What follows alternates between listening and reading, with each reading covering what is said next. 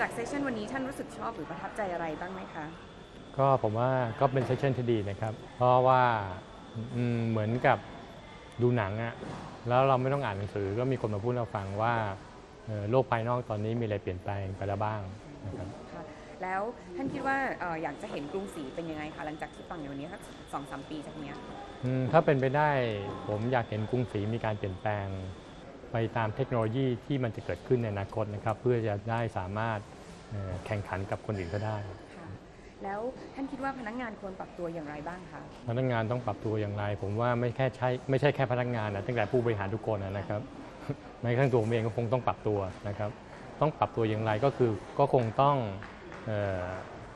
ศึกษานะครับว่าโลกปัจจุบันนี้ได้เปลี่ยนไปอย่างไรบ้างแล้วแล้วก็เราควรจะต้องพัฒนาทักษะและความรู้ความสามารถเราอย่างไรเพื่อจะได้ก้าวทันต่อการเปลี่ยนแปลงนี้อยากให้ท่านผู้เชิญชวนให้คนดูวิดีโอตัวนี้ค่ะโอเคเชิญชวนก็อย่างที่ผมบอกนะเพราะว่าเป็นเซสชั่นที่ดีมากนะครับแล้วถ้าทาง HR เองหรือทางธนาคารเองได้มีการเทปเอาไว้นะครับแล้วได้เอาไปเผยแพร่ผมว่าก็จะช่วยทำให้เราทุกคนเนี่ยได้รู้ว่าโลกเราเนี่ยปัจจุบันมีการเปลี่ยนแปลงอะไรเกิดขึ้นบ้างนะครับแล้วก็อย่างที่ผมได้บอกว่าเราไม่ต้องไปอ่านหนังสือนะครับไม่ต้องไปเสียเวลาดูหนังมีคนมาพูดให้เราฟังผมว่าก็น่าจะเป็นสิ่งที่ดีนะครับก็ผมว่าอย่าง Brett King เองเขาก็มีประสบการณ์ตรงในการทำเรื่องดิจิทัลแบงกิ้งแล้วก็เขียนหนังสือมามากมายแล้วก็เป็นคนที่เป็นพวก thought provocative นะให้เราสามารถเห็นได้ว่าโลกอนาคตเป็นยังไงได้บ้างแล้วมันก็เป็น real case ที่มันเกิดขึ้นจริงแล้วใน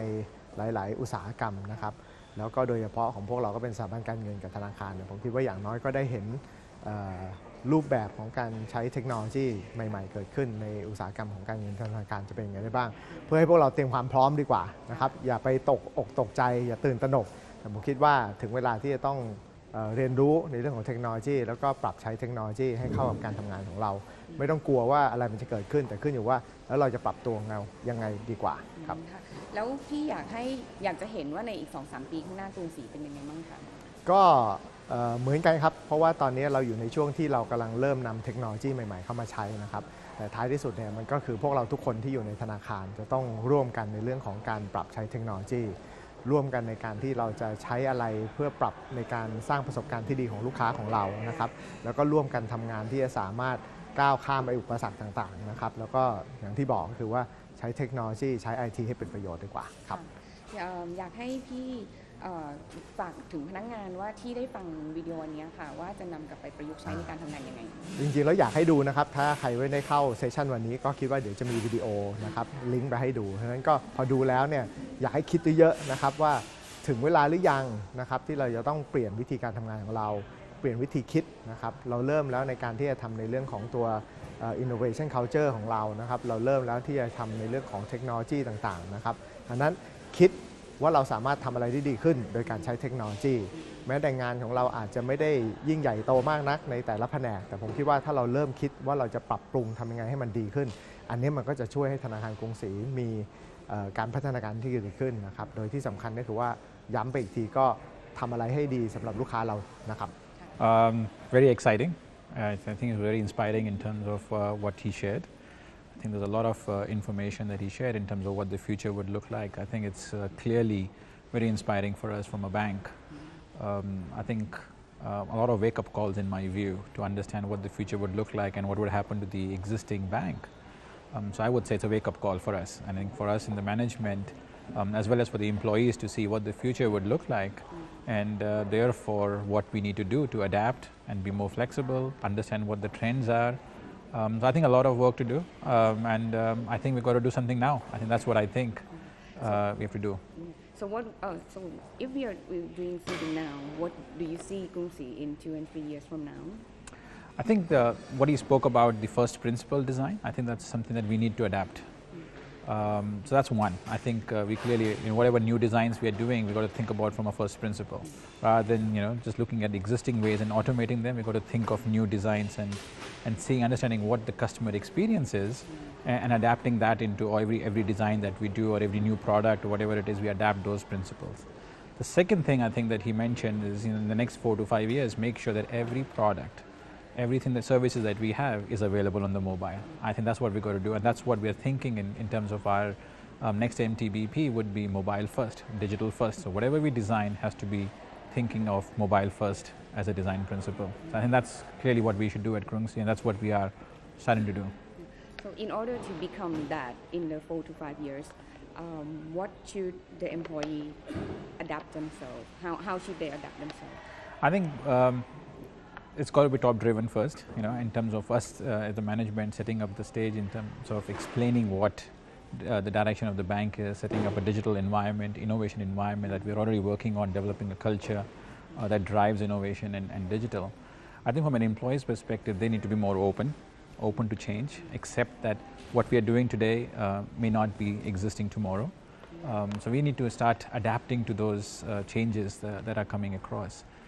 So as you mentioned, you need the two skills that you would need going forward would be adaptability and flexibility. So I think those are the two things one has to start. Clearly every employee has to then adapt and be flexible, therefore be open to change as we go into this journey of change. So if we say that there is going to be not as many people required in terms of doing the current job, but there will be new jobs that they would have to do. So I think that's where the change would come in. So you need to reskill yourself, you have to retool yourself. I think that's what we have to be open for, adapting to those skills. Since there are some people, we already videotape the session, so Yeah. could you say something about like inviting people to see this video?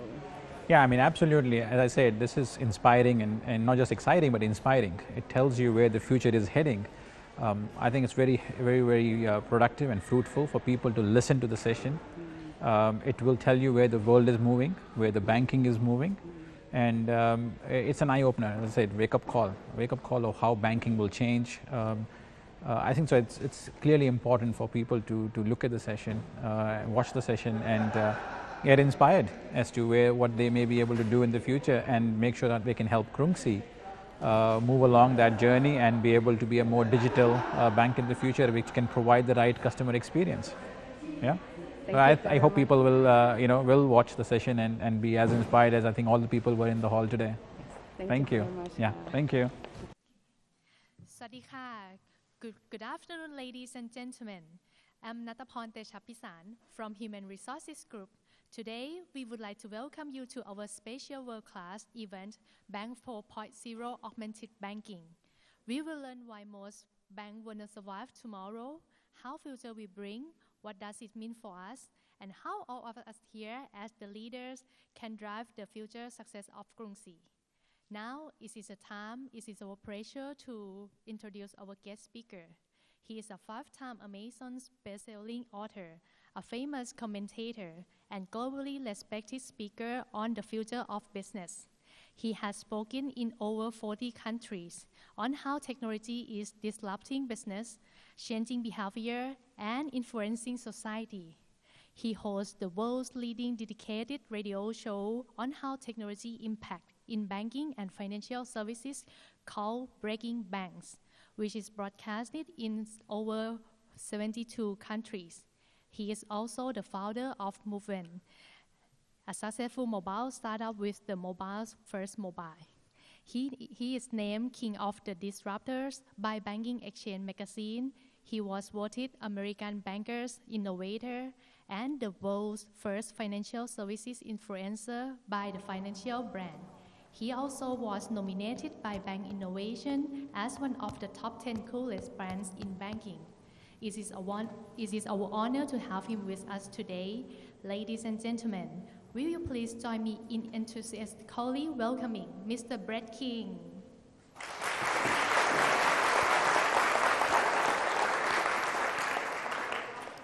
Sawadee Krap. Nice to meet you. I don't know much Thai.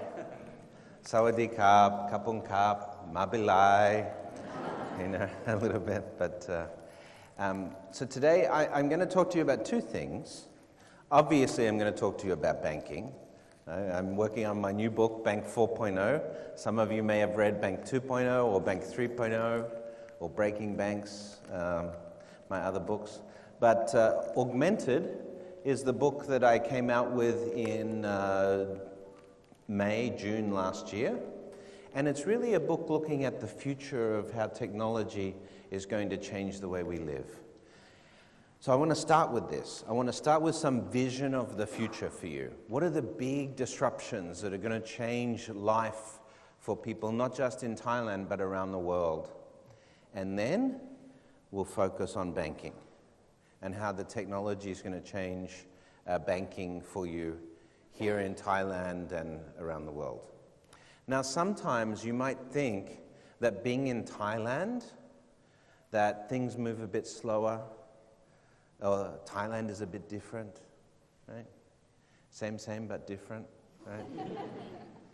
But actually, what we're finding is that in developing economies like Thailand, innovations are moving faster now than in the West, in the United States, in UK, and so forth. Markets that have access to developing economies and can innovate very quickly, like Singapore, have very strong advantages, but developing economies is where the action is. And I'll talk about why that is in a little while. But let me start with talking about how technology is going to change our life. So when we talk about technology, the fact is that we all carry these devices around now. We love technology. In fact, we camp outside of Apple Store sometimes to wait for the new iPhone. I saw downstairs you have a branch. You know, you have the bank here. I didn't see anyone camping outside for their debit card. You know, so the Apple Store and Apple products are very cool. But this is just a decades-long shift around technology adoption that we've seen occur. Now, let me illustrate it this way. When did Krungsri Bank get the first ATM? What, 1980 maybe? 1985, something like this, right? So back when the first ATMs started to come, how did people react? People didn't say, oh great, I can get my money from the machine. Some people did, but you know, some people said, I'm never going to trust that machine to get the cash. I'm never going to put my card in that machine. But of course, everybody uses ATM now. Yeah? Facebook came along, and people said, I'm never going to join Facebook. Right? Or when the mobile phone came along, I'm not going to get a mobile phone. I don't want people to call me wherever I go. But today, because technology changes the way we behave, now we all carry around these devices. You know, we end up doing selfies and things. Let me take a selfie of you guys. I got to do that. I got to put it on my page later. So, say hello. Okay. I got you guys, no problem. You'll see it on my Facebook page later, okay? Or my Instagram. Okay, so this is an example of how technology has changed our behavior. Now, you know, you carry around these iPhones, you probably think nothing of carrying an iPhone or a Samsung, or what's this one? Is it an iPhone? What is this one? Yeah, okay. So we have all these amazing devices. You know, we can take photographs, and people have been saying lately I've been taking very good photos of my breakfast and my lunch on my Instagram. But, you know, we have this incredible technology in these devices. Do you know, you remember the first man to land on the moon? Do you know his name? Neil Armstrong. Everyone will remember him for you know, he'll be remembered throughout time because this was such an incredible feat. But, you know, the computer that took Neil Armstrong to the moon, Neil Armstrong, Buzz Aldrin, Michael Collins, this computer that was in the Apollo spacecraft, your iPhone, do you know how it compares with that computer? 3.5 million times more powerful than that computer that was in the Apollo spacecraft. In fact, if you were able to jump in a time machine and take an iPhone or a Samsung Galaxy S8 back in time to 1990, do you know what your iPhone would be worth? $40 million. Because at the time, to build a supercomputer that can do what this does, you would have had to spend $40 million to get the same computing power. And it didn't have a camera, it didn't have Facebook, right? So we have all this amazing, we have this supercomputer worth $40 million in our pocket. What do we do with it? Selfies, update our Facebook, play Flappy Bird, you know, or Candy Crush. So this is how technology has changed in society. As technology's got more powerful and more integrated into society, we just get used to it. And we adopt technologies faster. So in 40, 50 years ago, when a new technology came along, like the fax machine or ATM, it might take years for people to adopt that technology. Now, the iPhone comes out, they sell 100 million in the first 3 months, right? Massively successful. Or a new social media network launches, or a new star on YouTube launches, and suddenly he can have millions of views very, very quickly. So in academic terms, we call this technology adoption diffusion, which means as more and more technology comes into our world, the time it takes people to use that or adopt that technology becomes faster and faster and faster. What that means for your bank is when the ATM came out, maybe you had 5 or 10 years before, as a bank, you had to have ATM machines. But now, with the iPhone comes out, can you wait for a new feature? Like if Apple Pay's launched, can you wait 10 years to launch Apple Pay?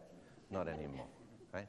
Because people's adoption rates are speeding up. So we have less time as a bank to change our behavior because our customers' behavior is changing faster. So there's a yin and a yang with technology. There's a good and a bad side. The good side is we love technology. It's cool. We can take selfies, photograph our breakfast, right? But the bad thing is it changes the way we work. It changes employment patterns. It's disruptive. We've been seeing this for 200 years. Why I put this picture up is this is a picture of the first steam machine-driven weaving looms. So in the textiles industry, this was the second largest industry in Europe in the 1800s, in the early 19th century. In 1812, the steam machine was at the height of disruptive technology because you could put a steam machine in a factory like this, and now you could get a child to operate the weaving loom instead of training someone for 4 or 5 years to operate the manual weaving loom that they had before that. And these textile workers were very upset that the steam machine was making them lose their jobs. So they would get into crowds, into groups, these workers who'd lost their jobs, and they would rush into the factories and they would smash the steam machines up with a sledgehammer. They would try and burn the factory down. And we came to call this group of people Luddites because their leader was General Ludd. We think he was fictitious. We don't think he's a real person. But in 1812, the British Army deployed troops to protect these factories from these affected workers. So sort of like terrorists today, industrial terrorists, right? Because they'd lost their job as a result of technology.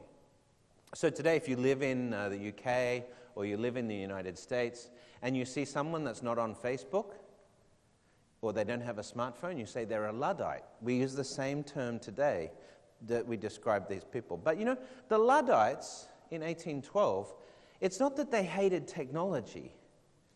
They hated technology that took their job away. And we see 200 years later, it's the same. Taxi drivers who've been affected by Uber, pulling over the Uber car, getting the driver out, beating them up, protesting. You see a lot of taxi drivers protesting Uber. You don't see customers protesting Uber, right? But you see taxi drivers protesting because they're losing their job to this app. So 200 years, and we see it's been the same. this disruption of technology. As people adopt it, as it changes working patterns, it changes the way we work, it's disruptive. We can actually track this. We can actually measure this effect. When you look at the farming industry in the United States, in 1850, almost 70% of the US workforce was employed in farming. Today it's 1.6%. That's a very big change. But what caused the change? Automation, mechanization of farming equipment. So in the 1870s, you had to have a hand plow, use a horse, and then along came the tractor. The tractor could eliminate many individual people working on a farm and replace them. So you can track the red line here going down. This is the number of people working on farms in America, and the blue line going up is the number of tractors. So you can see a direct correlation.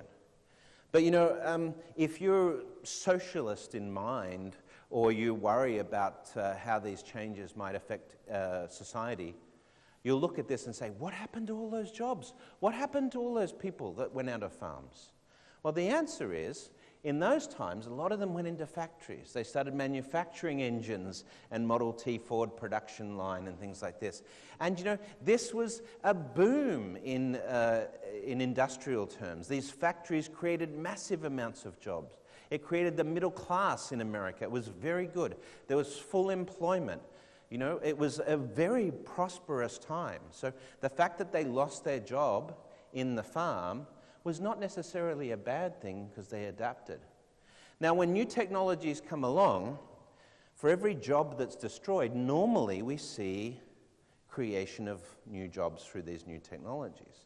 So when the farming sector declined and the mining sector and the mines closed, people went out of those industries and they went into manufacturing. When manufacturing got automated in the 1970s, people came out of factories and they went into service industries. White-collar and blue-collar service jobs.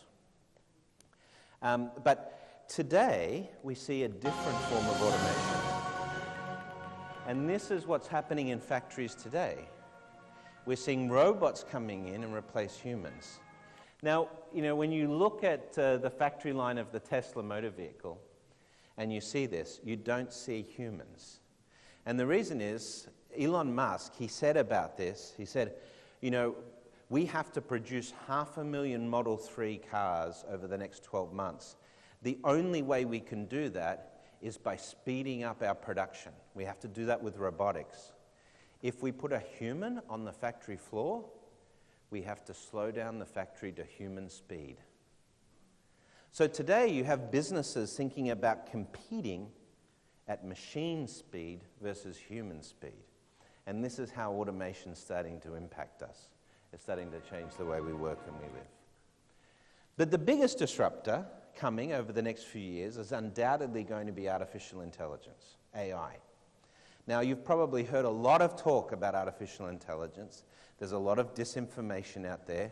You might have read on Facebook recently that they had to stop an AI at Facebook because it learned its own language. Not true, right? So we have a lot of disinformation, but I will tell you some things about AI that I think will blow your mind today. But for sure, when we start automating what humans do through artificial intelligence, it's going to change the way we live and work dramatically. Now think about this. When the internet came along, it did destroy jobs.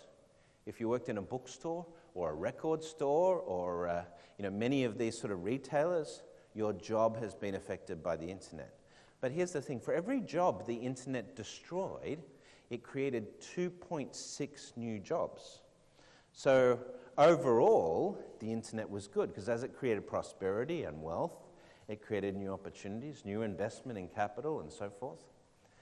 But for AI, we're not sure that's going to happen. You see, when we moved out of farms, we moved into manufacturing. We moved out of manufacturing, we went into service industries. What happens when AI disrupts service industries? What do we move into? Not back into manufacturing, not back into farming. We could create new service industries, that's possible. Maybe there'll be a lot of call for robot repairmen in the future, or robot psychologists, I don't know, right? But there will be new jobs. Think about it this way. 20 years ago, if you're in banking, you'd never heard of a social media marketing manager, a web systems engineer, a data scientist, an experienced designer. Those jobs didn't exist. We created them to respond to these technology changes. So undoubtedly, we're going to create new jobs as part of AI, but it's going to be very disruptive. More disruptive than the Industrial Revolution, more disruptive than the internet, more disruptive than the steam machine, more disruptive than all these other technologies in the past. And we're going to have to get used to the fact that as AI comes into play over the next 50 to 100 years, we're going to have to get used to the fact that humans won't be working in the future. We value ourselves today by the work we do, but in 100 years' time, the robots will be doing all the work. So what will we be doing? Maybe Facebook, you know, I don't know, Instagram. No, things are going to change, right? Now, when we talk about artificial intelligence, we typically talk about AI developing in three broad stages. The first stage where we're at today is we have robots or simple algorithms that can do one job and duplicate what a human does in that job. So, do you know what the most popular robot sold in the world is today? Household robot. Rohit got it. Vacuum cleaners, right? So the most popular robot sold today is robot vacuum cleaners. But in the future, do you know what I think it'll be? What's going to be the most popular robot sold in 15 years' time? Maybe like Rosie out of the Jetsons, all right? No, it's probably going to be driverless cars, self-driving cars, okay? Because if a car can drive itself, it has AI in it, you call it a robot. It just doesn't have legs and arms. It has wheels instead, right? So this is what we call task-specific machine intelligence. So it's an AI that can do one task very well. You know your Tesla car that can drive itself, it can't make your coffee, it can't give you relationship advice, it can't vacuum your carpet at home, but it can drive the car pretty well, right? Same for the Roomba vacuum cleaner, the iRobot. It can vacuum your floor, but it can't drive your car. It just sits there on the floor, doesn't do anything in the car, right? It can vacuum the carpet in the car, but...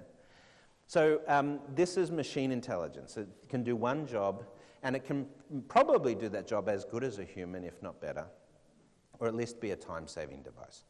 Level 2 of artificial intelligence, the second tier, is we talk about artificial general intelligence, AGI. This is where we have an AI that can mimic a human, pretend to be a human. We even have a test for this. It's called the Turing test. Have you heard of this? Alan Turing, who was a renowned inventor of one of the first computers in the world, he came up with this test, how we could tell a machine was intelligent. So when a machine can pass the Turing test, that means it's fooled you into thinking it's a human. You won't be able to tell the difference. So you could be talking to it on the phone and you wouldn't know it's a machine. This is artificial general intelligence, when a machine can exhibit human intelligence or trick us into thinking it's sentient or got cognitive capability. Then the third level, in 30 or 40 years' time, is what we call strong AI. And this is when we have an AI that is smarter than all of the people in this room. Probably all of the people on the planet. Now, at that point, some people are concerned that these robots may take over the world. And I can say to you that most of us don't believe it's going to be like that. But just in case, be kind to robots. You never know what's going to happen, right? So the biggest disruptor we're going to face is really artificial intelligence. But more than that, we're going to see technology integrated into the world around us. So as technology becomes embedded in the world around us, it changes our interactions. For example, you know, we're going to have screens everywhere. We're going to be able to talk to computers. Have you heard of Amazon Echo, Amazon Alexa? I'm going to show you a demo of that later. You know, we're going to have in our phone, right now we have Siri in our phone. Siri's not very smart today, right? You know, you ask Siri a question and, you know, like, Siri, what's the temperature going to be? And she can answer that. But, you know, if you say, Siri, does my friend like me? You know, Siri says, I don't know how to help you with that, right? But so Siri is not really smart right now, but in 10 or 15 years, Siri's going to be very, very smart, okay? And in fact, do you guys know Hatsune Miku, the Japanese pop star? Some of you know her. I'm going to show you her later. But, you know, she's an avatar. She's a piece of software that's a pop star. But, you know, it's going to be very possible in 10 or 15 years' time that people's only friend might be their Siri on their phone, right? That maybe they'll fall in love with their phone. Because as Siri responds and learns about you and can anticipate your behavior, it'll be like this best friend that knows everything about you, right? It's going to be pretty freaky for some of us, but for the rest of us, that's pretty cool. Having a smart personal assistant built in our home. But it's more than that. We'll be wearing sensors on our clothes that be able to tell that we get when we're sick before we know we're sick.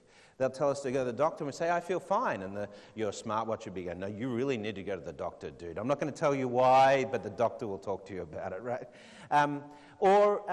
You know, we'll go to work in our smart car that will drive itself. What are you going to do when you have to drive in Bangkok traffic, but you don't have to drive anymore? You can just sit in the car. Maybe you'll watch movies, read a book. That'd be pretty cool, not having to drive anymore, right? Just having your car drive itself. As long as it still takes you to work, it might decide it's going to take you to Hua Hin for the day instead, I don't know. So this is going to change our world, all of this technology. Now, if you just think about, has anyone got a smartwatch, like an Apple Watch? Yep, cool. What's your name, sir? Tirin. Yep. So he's got the smartwatch, and it's got a heart rate sensor in the Apple Watch. You've seen that, right? You know, when Apple first brought out the iWatch, they promoted it saying you could buy two. You could buy one for you and one for your wife or your girlfriend, right? And then you could link the heartbeats, so you could feel your girlfriend's heartbeat on your phone, on your watch, right? Yeah. So, you know, he can be sitting here at the conference and suddenly boom, boom, boom, boom, boom, boom, boom, boom. Hello, baby, is everything okay over there? You know. Now, but here's the interesting thing, is we take this heart rate data, and right now today we can do exercise and can we measure your heart rate, but now we put AI to analyze the heart rate data, and in about a year's time, we'll be able to predict whether you're going to have a heart attack just by you wearing a smartwatch. I hope you don't have a heart attack, by the way. But. So if we can predict you're going to have a heart attack next week, we say, dude, go and see the doctor. We can't tell you why, but you know, if we can predict you're going to have a heart attack in a year's time, we don't send you to the doctor. We send you to the gym, and we put you on a special diet, right? Because we can avoid that problem. We can change your health by managing in a different way. This is really going to change the way we think about medicine and healthcare. It's pretty cool. So the third disruptive tech is obviously health technology. Now, gene editing, which is a part of this, I'm going to talk to you about that a little bit more, is really incredibly sophisticated here. But we can now take the DNA out of your body, sequence it, reprogram it, and inject it back in your body. Gene therapy, we call this. So if you've got a disease like Parkinson's, Alzheimer's, cystic fibrosis, in the future it'll be just like editing out a bad software bug out of your DNA. So this is going to change medicine. You know, advice from AIs will be common in healthcare. We'll have personalized medicine. If you develop cancer, we'll sequence the genome of your cancer and we'll sequence your genome and we'll come up with a cancer medicine designed just for you. That won't work for anyone else, but it'll work very well for you. This is the technology that computing is enabling us to do in healthcare. Then we have things like 3D printing technology. 10 years ago, the first 3D printers cost $100,000, and they would take hours and hours to print the simplest of things. Today we have 3D printers that can print body parts, right? Like cartilage for an ear, a replacement for facial reconstruction surgery. We have the first replacement organs being experimented with now, like 3D printed kidneys and 3D printed bladders and things like this, developed from your own donor cells. Pretty mind-blowing stuff. We can build 3D prosthetics, prosthesis, like prosthetic arms or prosthetic legs that cost a fraction of what they used to cost before. We can even 3D print food. So you can go, if you're in New York, you can go to Union Square, and there's a candy store in Union Square in New York where you can choose your design of what you want your candies to look like, and it will print the candies in 3D for you right there while you wait in the shop. Pretty cool. But we might have, in 10 years, we might have this technology at home. You want to order a pizza, you just push the print button, you know? Print me a Hawaiian pizza with anchovies, I don't know, right? So 3D printing is one of these technologies that's going to have interesting impact, as will material sciences like nanotechnology and so forth. So what you see up in the top right-hand corner is a transparent solar cell. So we could take the windows of this building, we can put a special material on that's transparent and turn every window in this building into a solar cell that generates electricity. Now what would that mean? It would mean that we'd be able to generate more electricity than this building can use, just with that one technology. We have screens that will fold and wrap around now. So, you know, in the future, maybe you won't have an iPhone or a Samsung like this. Maybe it'll be a bracelet that you wrap around your arm, right? And then you can use it like a smartwatch. Then you can unwrap it and use it as a phone, and unfold it and use it as a tablet. Maybe this is what we'll be using in 10 years' time as our smartphones or smart devices. But maybe we won't have smartphones at all. Maybe we'll just be using smart glasses in 10 years' time, augmented reality, mixed reality displays. So you put all of this together, and the companies and economies that differentiate in the future are going to be smart economies based on smart infrastructure. This is the way you'll compete. Now think about it this way. In the 1850s, 1860s, two major technologies changed the way economies work: the railroad and the telegraph. And those things created an explosion of economic activity and made the US economy sort of go from nothing to something. And same in Britain with the trains. Before that, it was ships. You know, it was that infrastructure that enabled economies to grow and trade. And then today, what is it going to be? Well, in the 80s, it was computers. In the 90s, it was internet. Today, it's going to be smart infrastructure like artificial intelligence, nanotechnology, 3D printing. This is what's going to make businesses and economies smart. So solar is one good example of this. Solar, right now, the cost of solar energy is plummeting. Every 2 years, the cost halves. What this means is that if you're Donald Trump, and you're in the United States and you're saying, we're going to bring back coal jobs, whereas China is closing their coal plants and putting solar in place, what that means is in 10 years' time, if you stick with that policy, the United States will be paying 10 times what China is paying for electricity. There is no way the US economy could compete. Now, they make a big deal in the US about the fact that Donald Trump has created 50,000 new coal jobs since he became president. What they don't tell you is solar companies have employed 1.3 million people in the same period because of the commercial demand for solar energy in the United States now. Now, this is what's going to happen to solar over the next few years. You're going to see the cost plummet, and already we reached price parity last year on solar.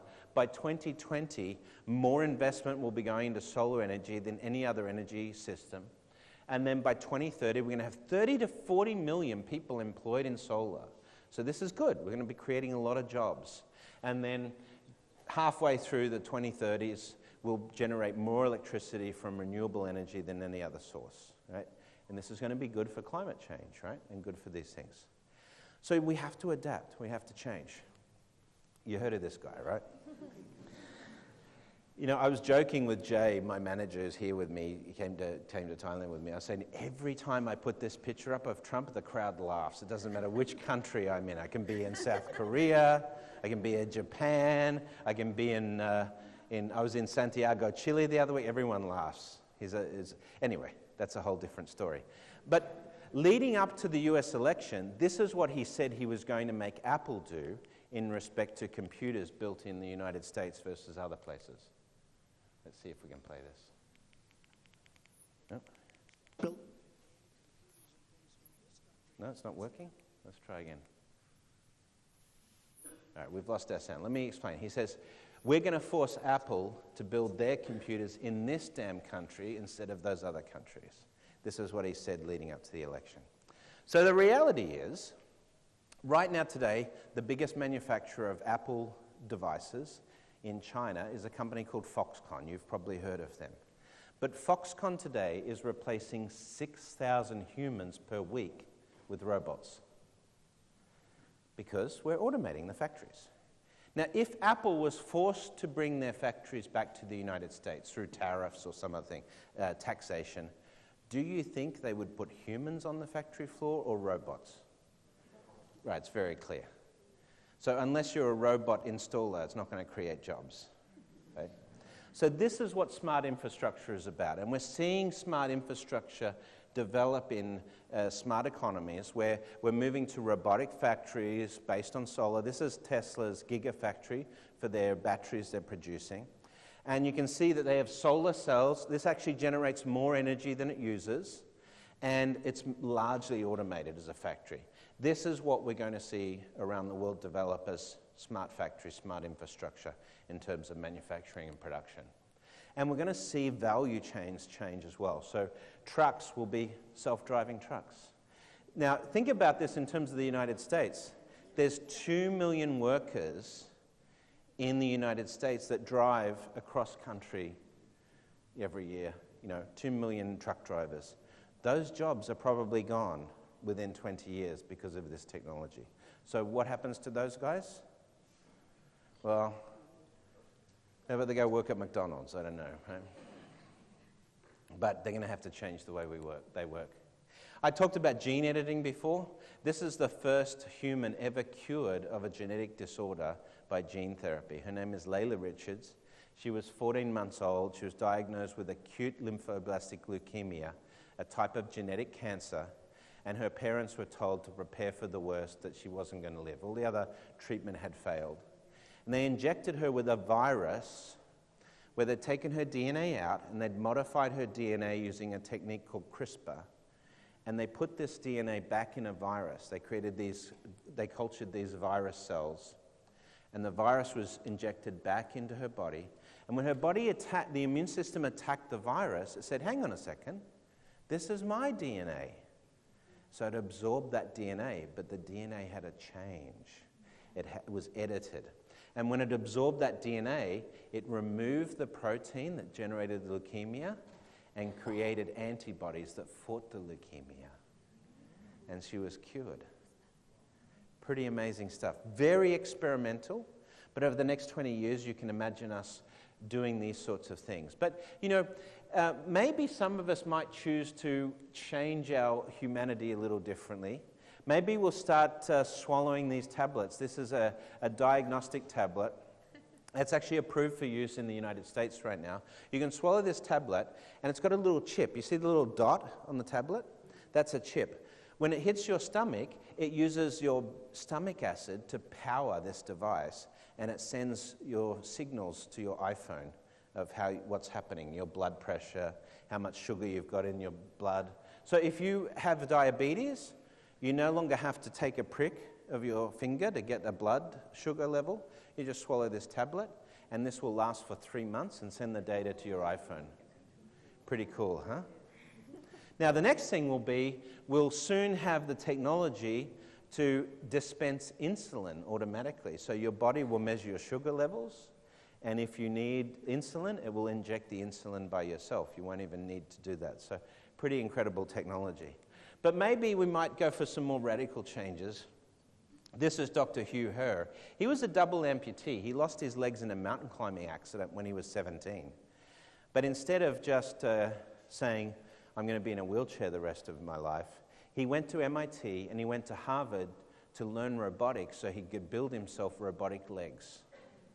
And he's now one of the leading bioengineers in the world. And as you can see, he's built some pretty sophisticated prosthesis here that allows him to walk like a normal person. But more than that, he's built his own robotic legs for mountain climbing. And he realized, as he was trying to build legs to help him mountain climb again, he realized he didn't need to build an analog foot and put a shoe over it.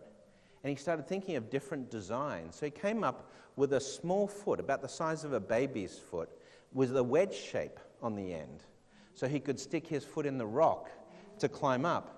And today he's a faster rock climber than he was before when he had his natural legs. So his friends make a joke and they say, if we want to keep up with him, we're going to have an amputation also, right? But think about this. You know, it won't be long before the robotics prosthesis, like robotic legs and robotic arms, are better than the legs and arms we have today. They're stronger, more powerful, faster. So what are we going to do when someone decides in 20 years' time, I'm going to cut off my legs and get robot legs? When they've got perfectly healthy legs? Would we say, yes, you can do that, or no, you can't? This is an ethical consideration we're going to have to think of in the future that technology is going to give us. But you know what? We're probably not going to cut off our legs and get robot legs. But what we might do is we might wear, in 10 years' time, we might wear augmented reality glasses. Now, this is the current generation of mixed reality glasses that we have. This is not HoloLens. I think this is Meta 2, the Meta augmented reality glasses. But in 10 years' time, augmented reality glasses, like smart glasses, will look like this, right? They won't look any different from normal glasses, but they will feed data into your field of view. So if you want to see a dinosaur walk through the conference room here, you could choose an app and it would look like a dinosaur's in the room, right? But more importantly, if you're jogging, for example, you could see your heart rate and how many steps you're taking. If you're driving, you could get GPS directions in your head-up display. If you're a surgeon, you could see a 3D MRI image superimposed on the patient that you're operating on, so you could see exactly where the cancer tumor is. There's all sorts of applications of this. And this is a of how we might use it in the workplace. This is Nike demonstrating mixed reality technology. So let's have a look at it.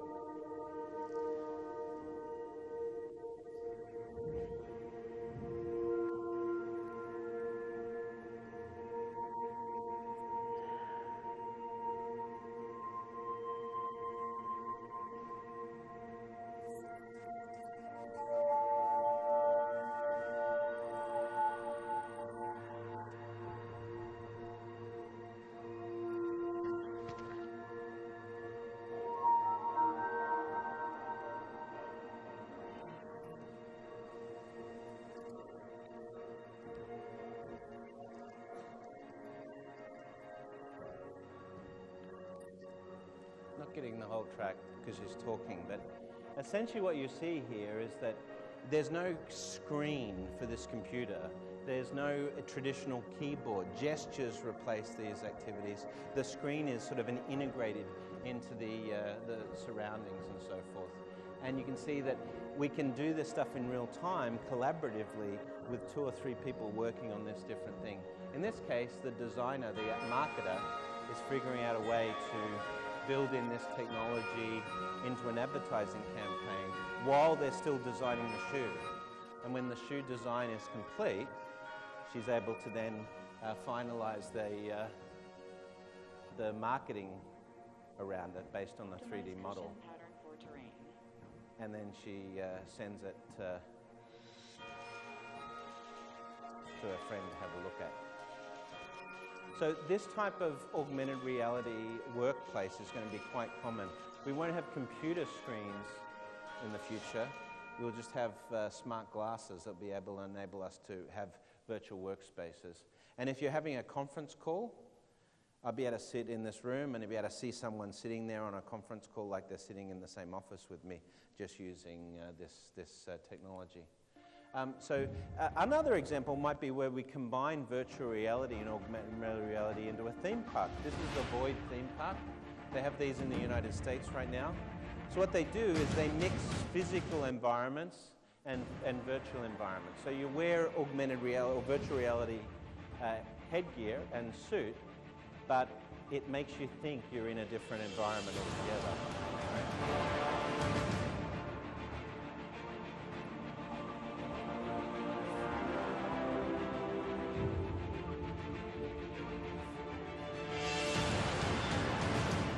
So that's what it actually looks like. This is what you see in the head-up display.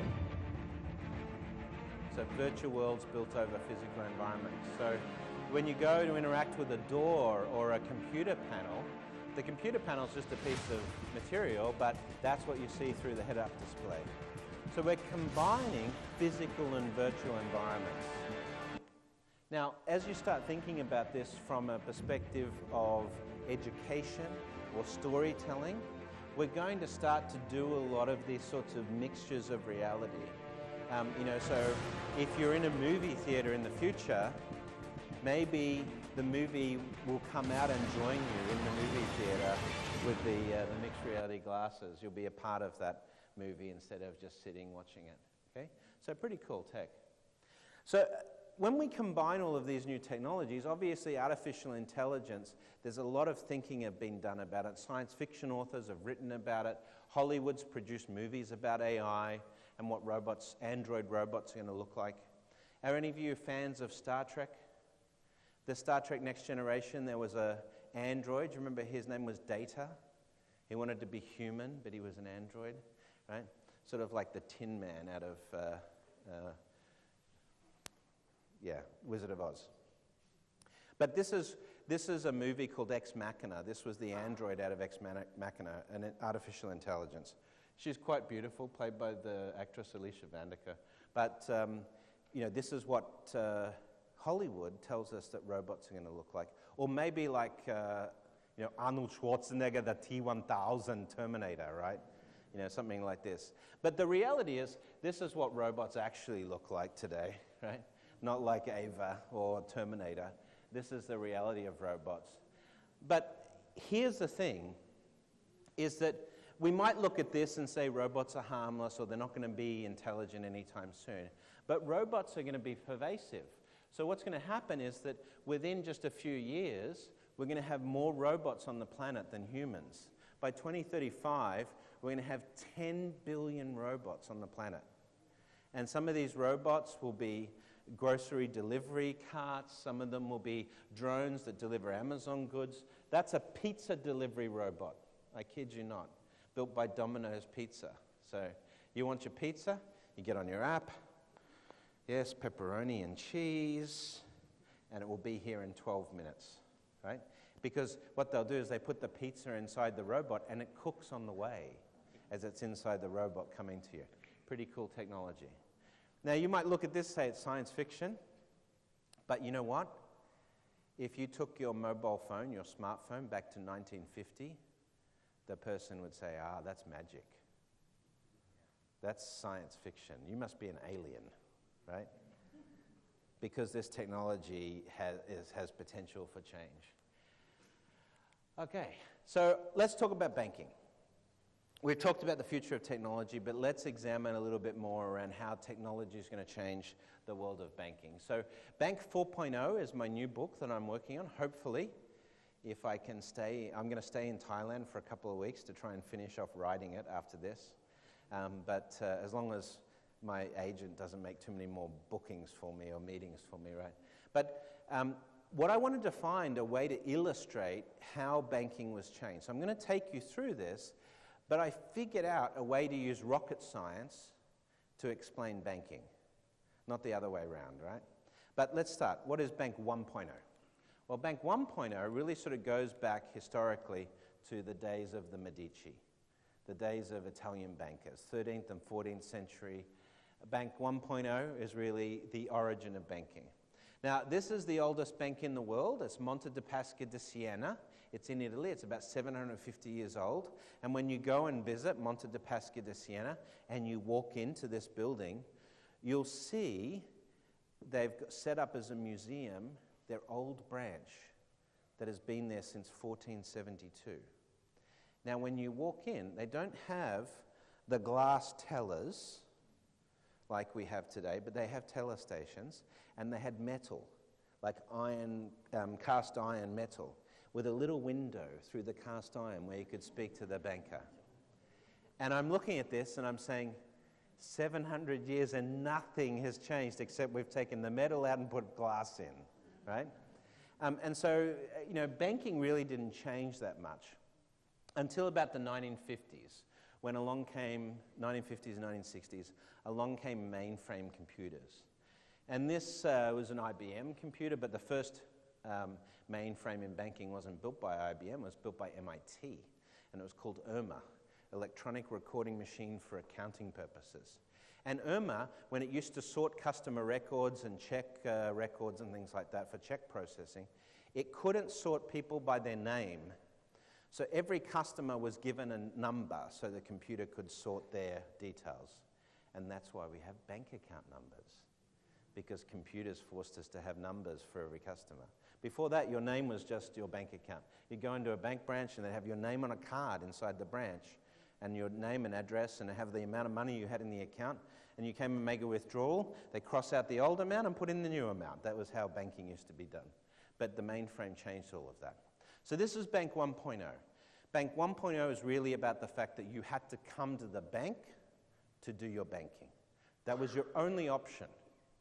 If you said, I don't want to go to the bank, then you didn't do banking, right? Now, Bank 2.0 came along in the 80s and 90s, and we started to develop technologies to allow us to do banking remotely.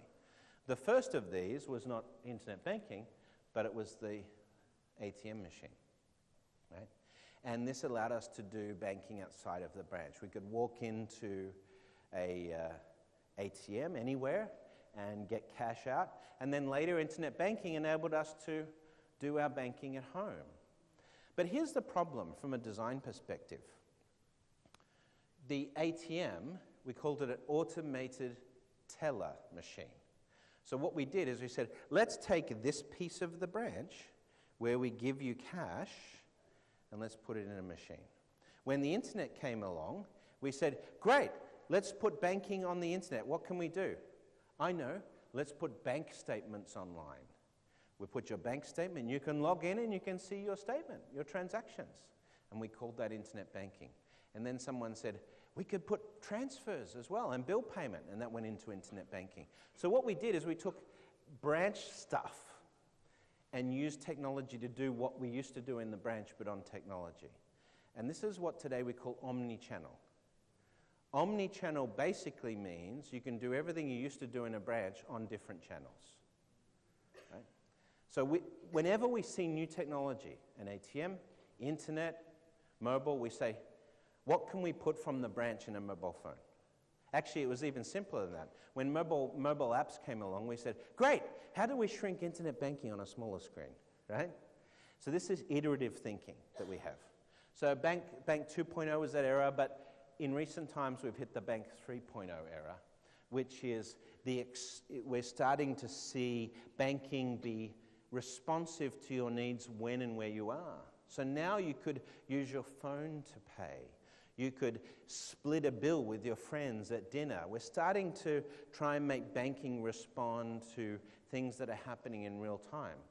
You no longer have to go to the branch to do your banking. You can do most of your banking wherever you are now. So this was Bank 3.0. But Bank 4.0 is where we're going to start to extend this further, where we take the experiences of banking or the utility of banking and put it in your life with artificial intelligence and smart glasses and voice systems. What we do through this is we don't put branch in your smart glasses. We don't give you a virtual branch to walk into. Instead, we just use banking utility or bank technology integrated into your life. So instead of just putting credit card or bill payments in your glasses or on Siri, we might say, hey Siri, can I afford to go out for dinner tonight?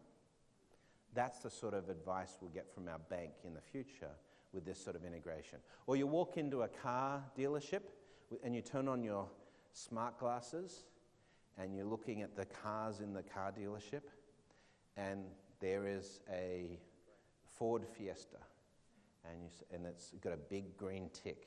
Yes, you can afford this.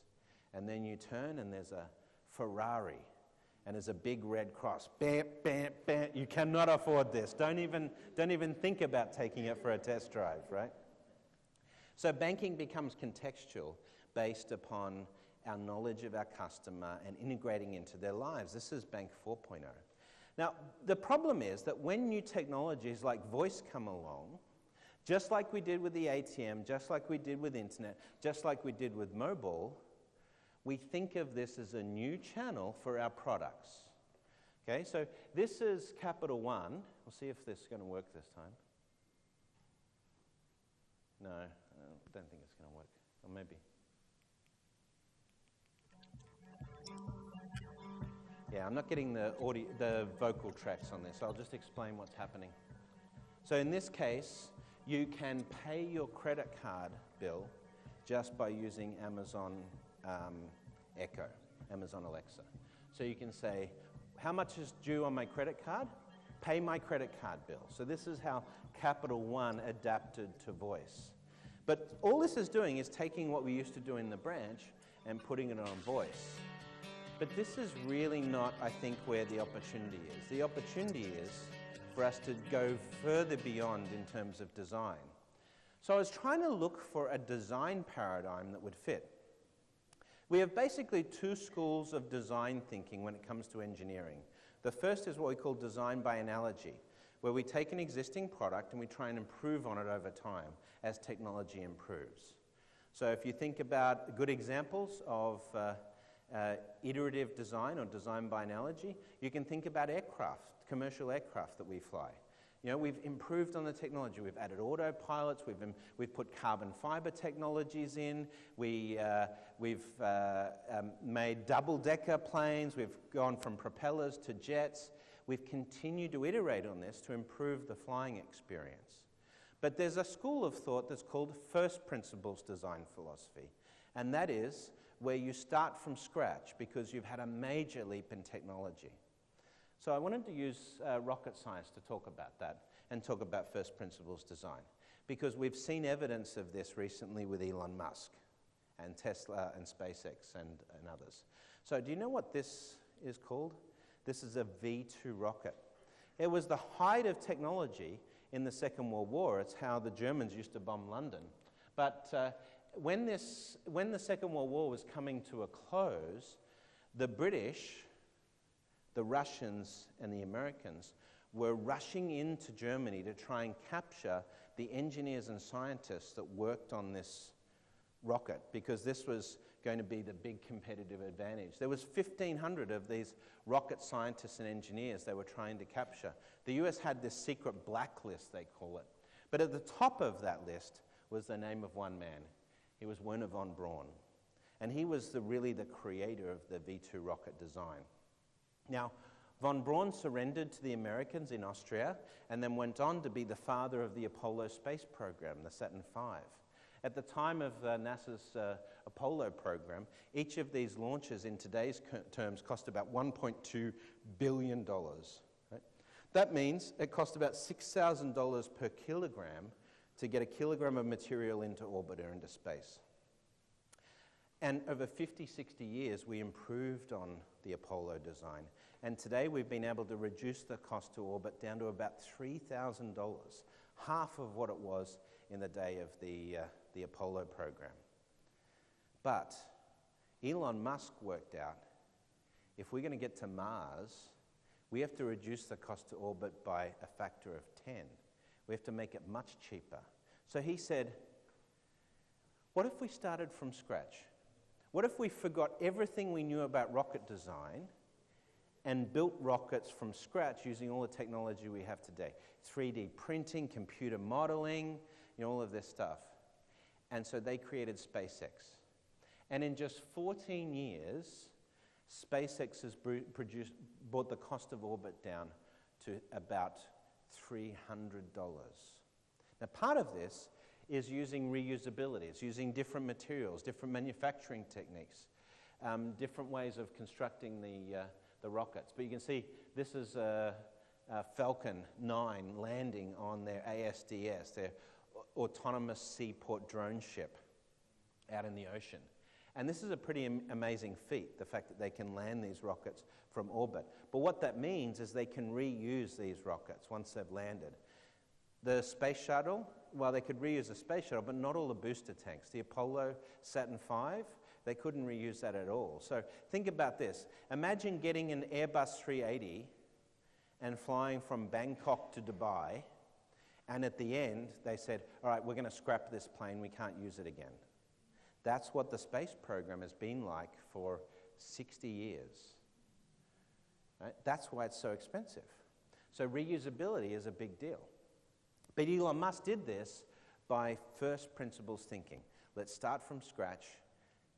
How would we build a rocket today with all the technology we have? Can you think of any other products or technologies where you see evidence of first principle design thinking off the top of your head? What about the iPhone? Think about this. What phone did you have before you got a smartphone, an iPhone? You had the banana phone, right? Or the flip phone, or maybe BlackBerry, the RIM, right? So these were the phones we used to use before the iPhone came out. Now, what Steve Jobs and Johnny Ive did, they didn't take the Nokia Nokia banana phone and improve on it. They didn't make it a Pear or an Apple phone. No, just joking. They didn't take the Motorola flip phone and improve on that. They didn't take the RIM keyboard, the BlackBerry keyboard, and improve on that. Steve Jobs said, if we're going to make a phone today, and it's going to be a phone, a browser, and an iPod, how would we build that device?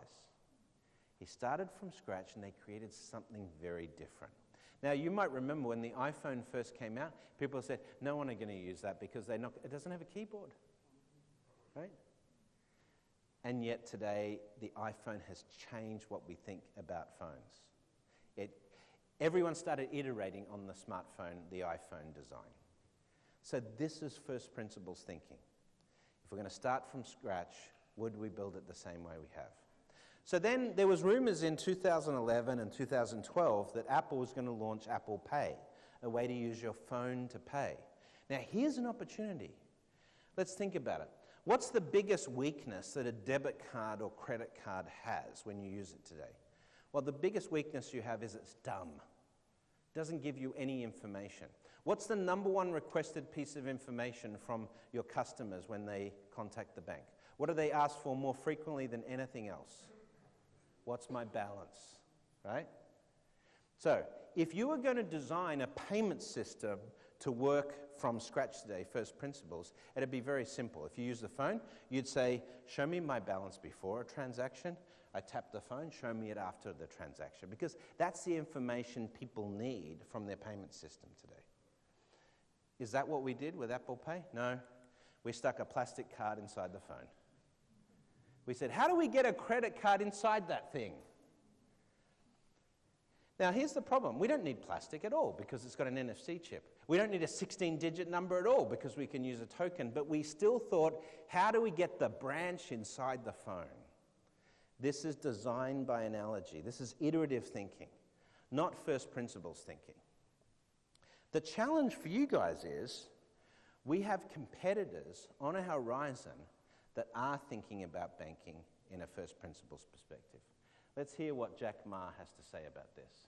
I'm going to try a different approach here. Can we have a hand microphone? Because the audio is not working through the computer. Thank you. Because I want you to hear what he says here. Let me see. Okay. No, that's not working either. Sorry, let me just see if I can get this working. Okay. All right, let's try this.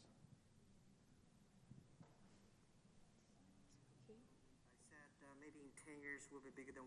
All right, let's try this. Can you guys hear this? Great job. So I said maybe in 10 years we'll be bigger than Walmart. He said, young man, you have a good hope. So we said, make a bet. I think in 10 years we'll be bigger than Walmart on the sales, because if you want to have 10,000 new customers, you have to build a new warehouse and this, that. For me, 2 servers. Okay, so I'll give you the short version, seeing as we have some problems with the audio. He was having a discussion with the CEO of Walmart, and he said to the CEO of Walmart, I bet you Alibaba's going to be bigger than Walmart in 10 years on sales. And the CEO of Walmart said, sure, no problem, Jack. Good luck with that. And he said, no, because he said, if you want 10,000 new customers, you have to build a new warehouse, you have to build new stores. For Alibaba, 2 servers.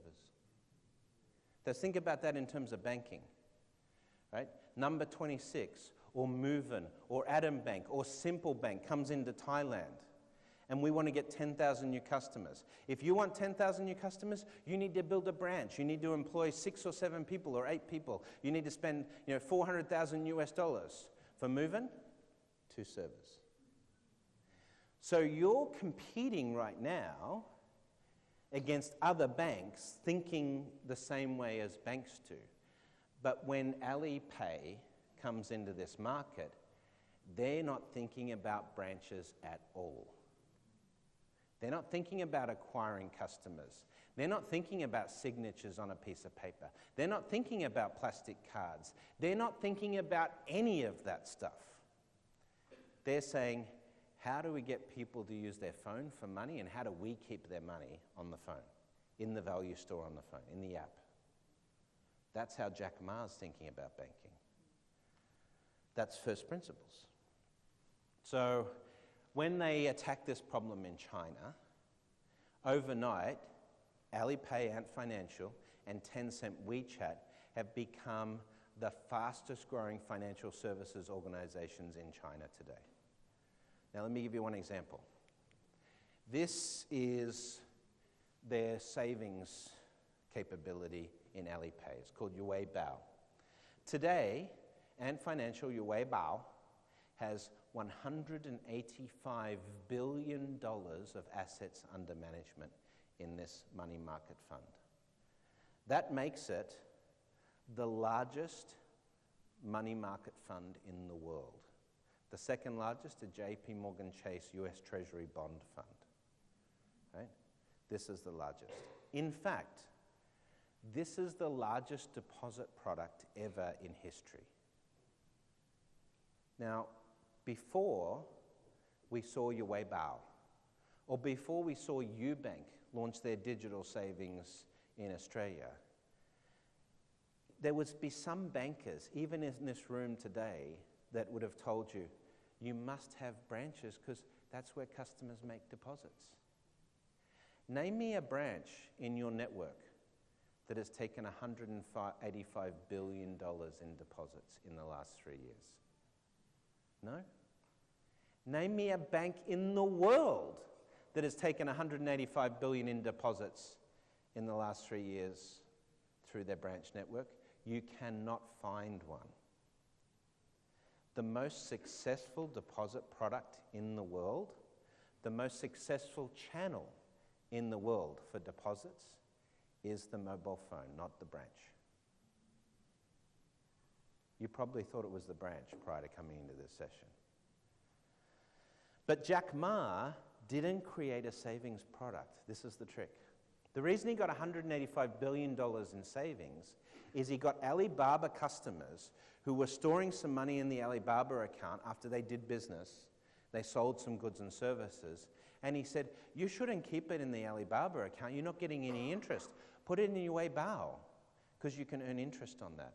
Now, you might say, but that is a savings product. But no, he was capturing behavior. He was saying, don't put your money in this place that's not earning any interest. Let's change that and put it in this new spot. He was capturing behavioral opportunity. He wasn't selling a savings product. He was saying, do this and you'll make more money. He was enabling behavior.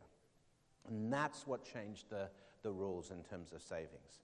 Now, how we've responded to this within the banking industry, with all this activity in mobile, is we've said, oh, well, we've got to redesign branches. We've got to make branches look like Apple stores. People love going to Apple stores.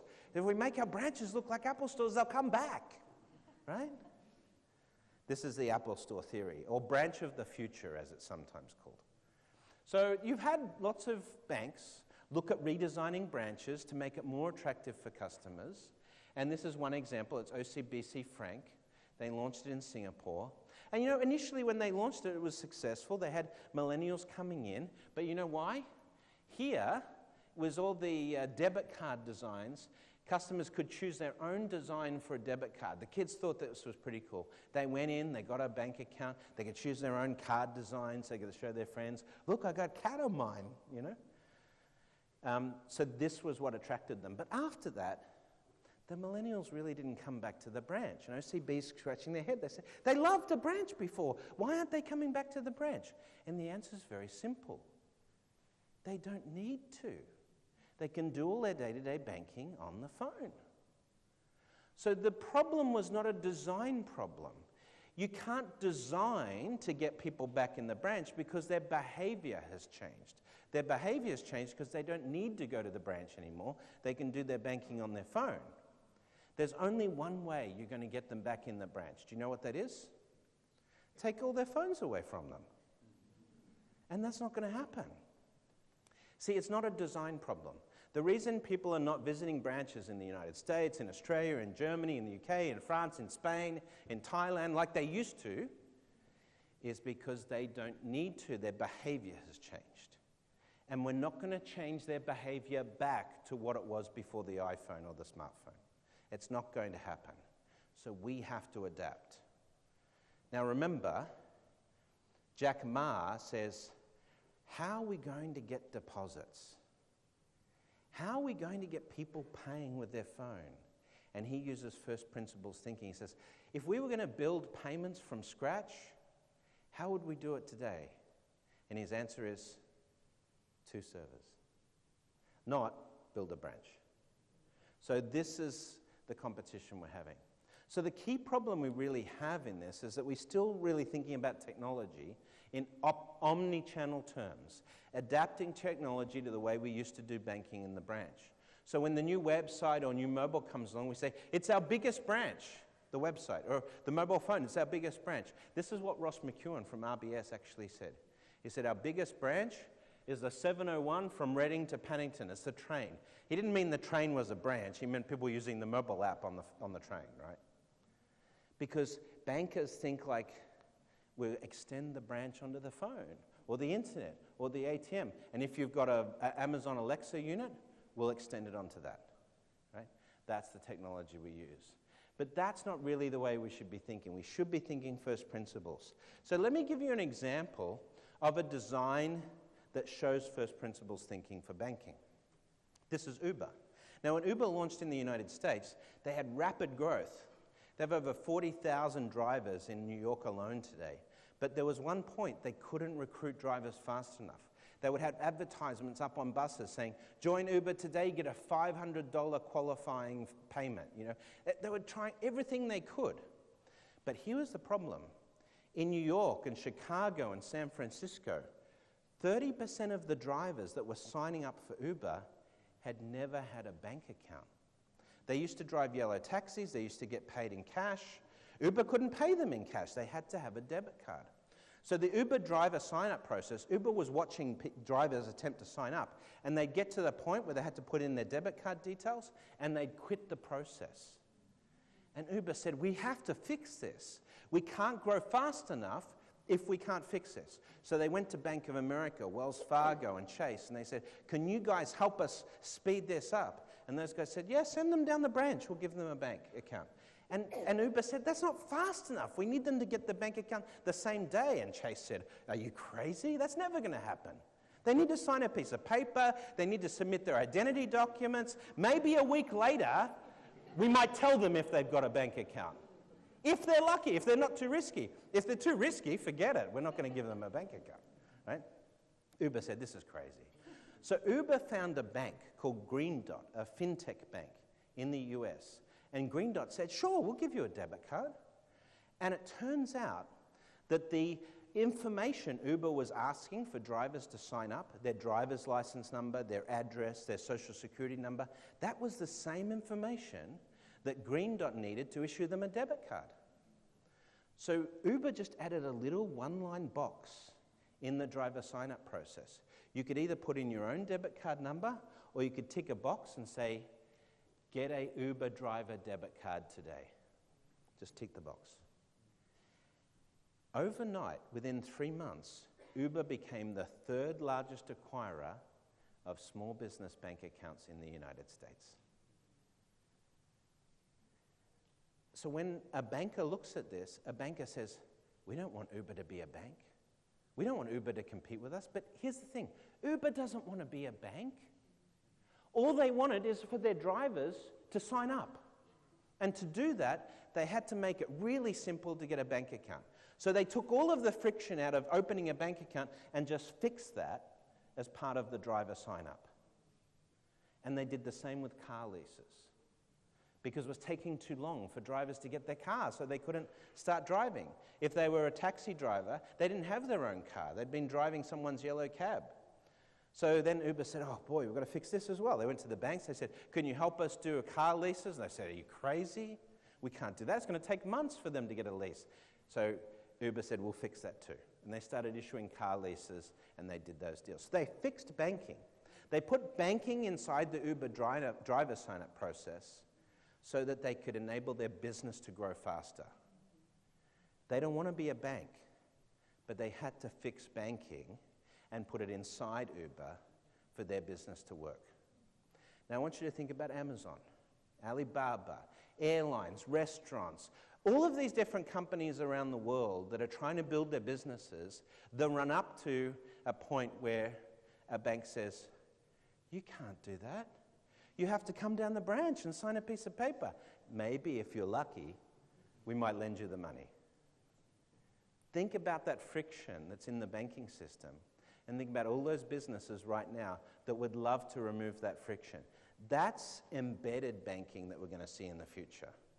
Banking embedded in your day-to-day life that fixes your problems. Now, the effect of this in terms of Ant Financial, Alipay, and Tencent in China has been dramatic.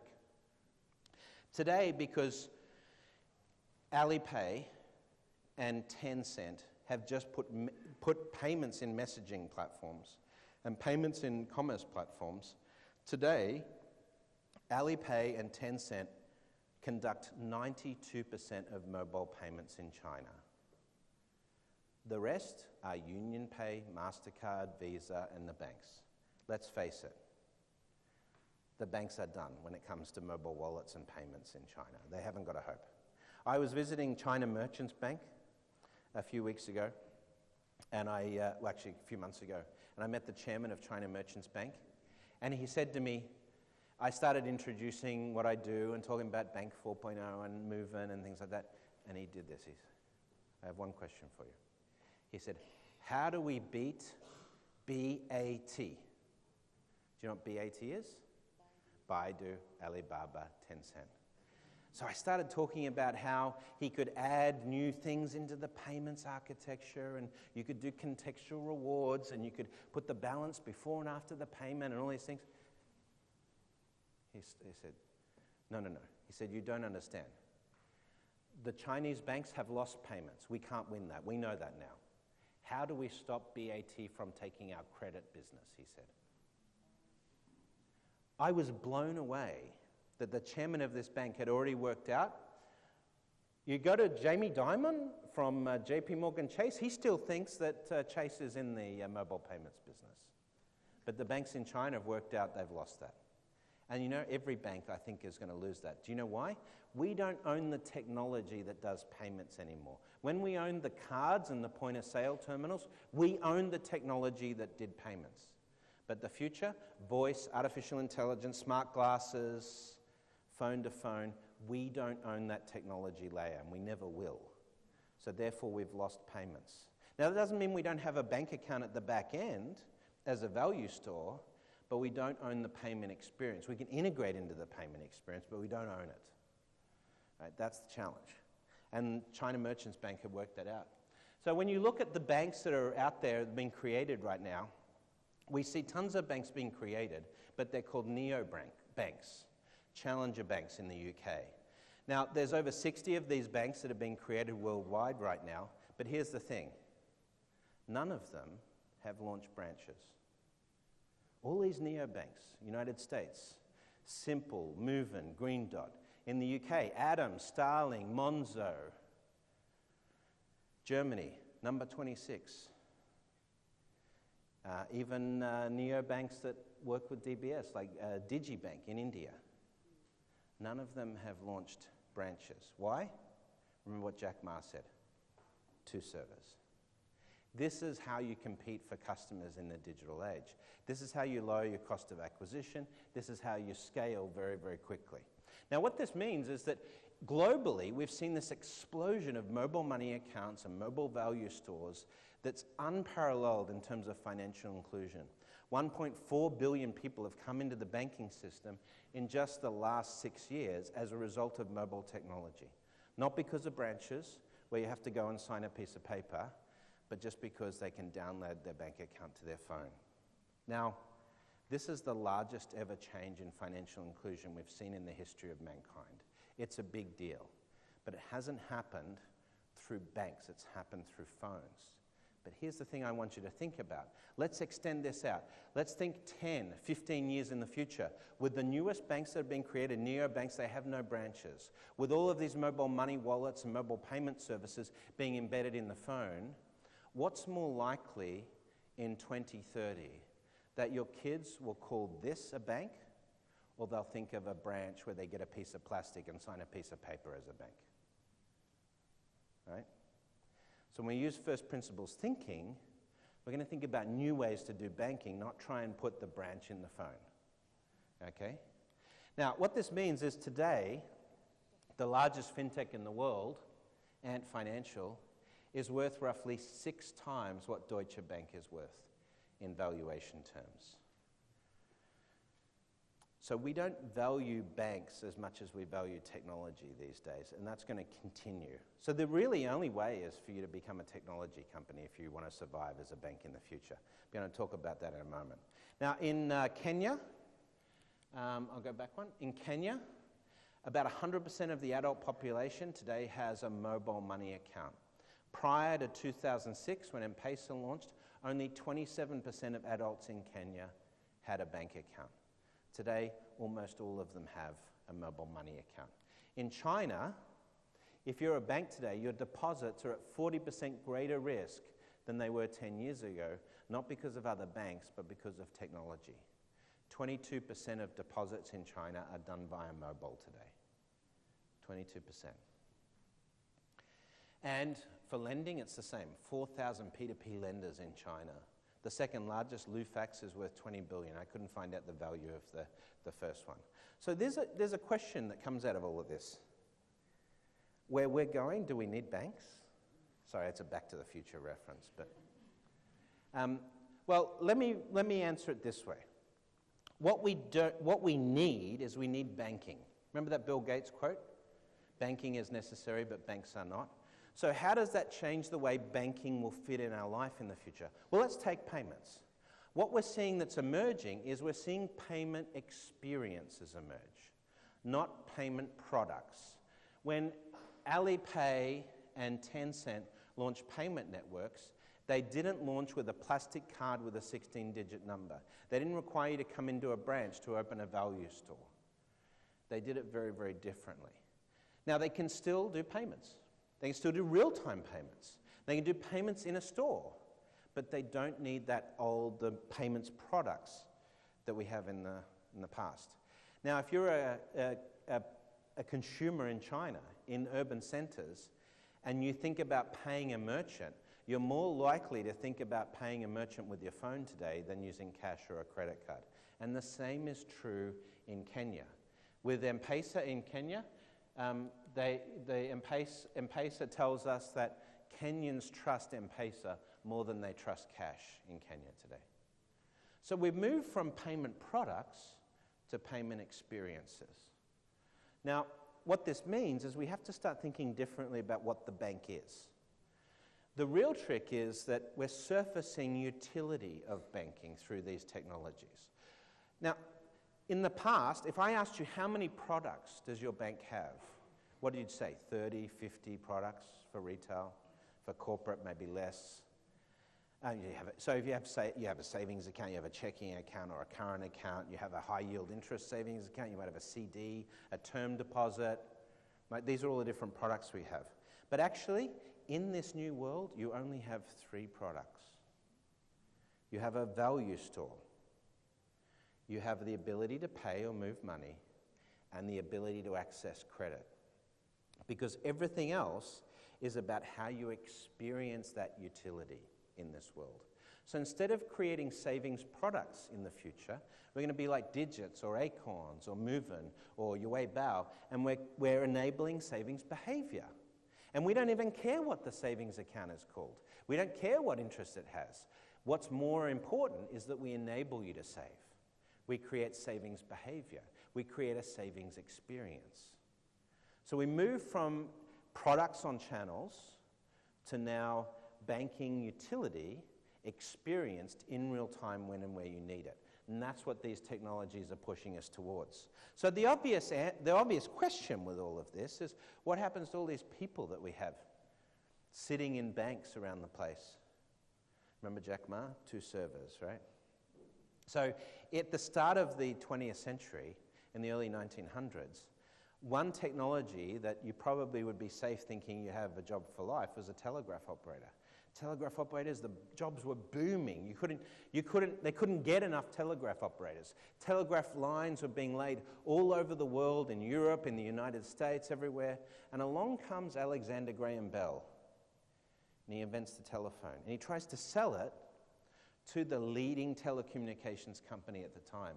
And they said, "Are you crazy? Who wants to talk on a telegraph?" A few years later, that company was virtually out of business in the telecoms arena. Bell Labs, Alexander Graham Bell's business, was formed. It became AT&T. But do you know the name of the telecommunications company that almost collapsed as a result of not taking the telephone technology? The leading telecommunications company in 1904 was Western Union. And now they're a payments company. Why? Because they failed at telecoms, because they missed this. Now, all those telegraph operators were out of a job within 30 years because of the telephone technology. So then we say, well, here's the difference though. With a bank branch, people like to come in and get advice. That's why we need humans in the branch, because they like to get advice. But let me explain why I don't buy that. What's the advice you get from a bank today? Let's say I want to buy a condo, one of these new Raymond Lamb properties. They're very nice, right? You know, you want to buy it. It's a bit expensive per square feet or square meter, but you come into the bank and you say, I want to buy a condo. Can you help me? Can you give me some advice? So what does the banker say? Yes, you need mortgage A or mortgage B, right? Is that fair? What happens if your rich Thai uncle passes away and leaves you $5 million? 5 million baht. I want to say $5 million. 5 million baht, right? If he leaves you $5 million, you're very happy, obviously, but 5 million baht. So you get 5 million baht, you go into the bank and you say, I need some advice on how to invest this money. What does the advisor say? You need this asset class or that asset class. You need this investment product or that investment product. You see, the advice we actually get in the bank is not advice, it's selling a product, but that's trying to customize the sale of that product to us. It's personalized selling, if you like. What's the advice we're going to get from smart infrastructure in the future? It's not going to be product advice. The sort of advice we're going to get in the future is, hey Siri, can I afford to go out for dinner tonight? And Siri's going to say, no way, not after the weekend you and Rohit had, where you went to the bar and you watched the football, and that was crazy, out of control, right? You can't afford to go out for dinner. See, because Siri or Alexa is going to know us, it's going to know our financial behavior, it's going to know whether we're financially healthy or not, and it'll be able to give us that sort of advice. Which advice do you think is going to lead to a stronger relationship with the bank? Mortgage A, mortgage B, or, hey Siri, can I go out for dinner tonight? This is what I want you to think about. This technology enables us to have a connection with our customers in a way we could never had before. Now, AI is progressing at a rate where it's starting to exceed human abilities as well.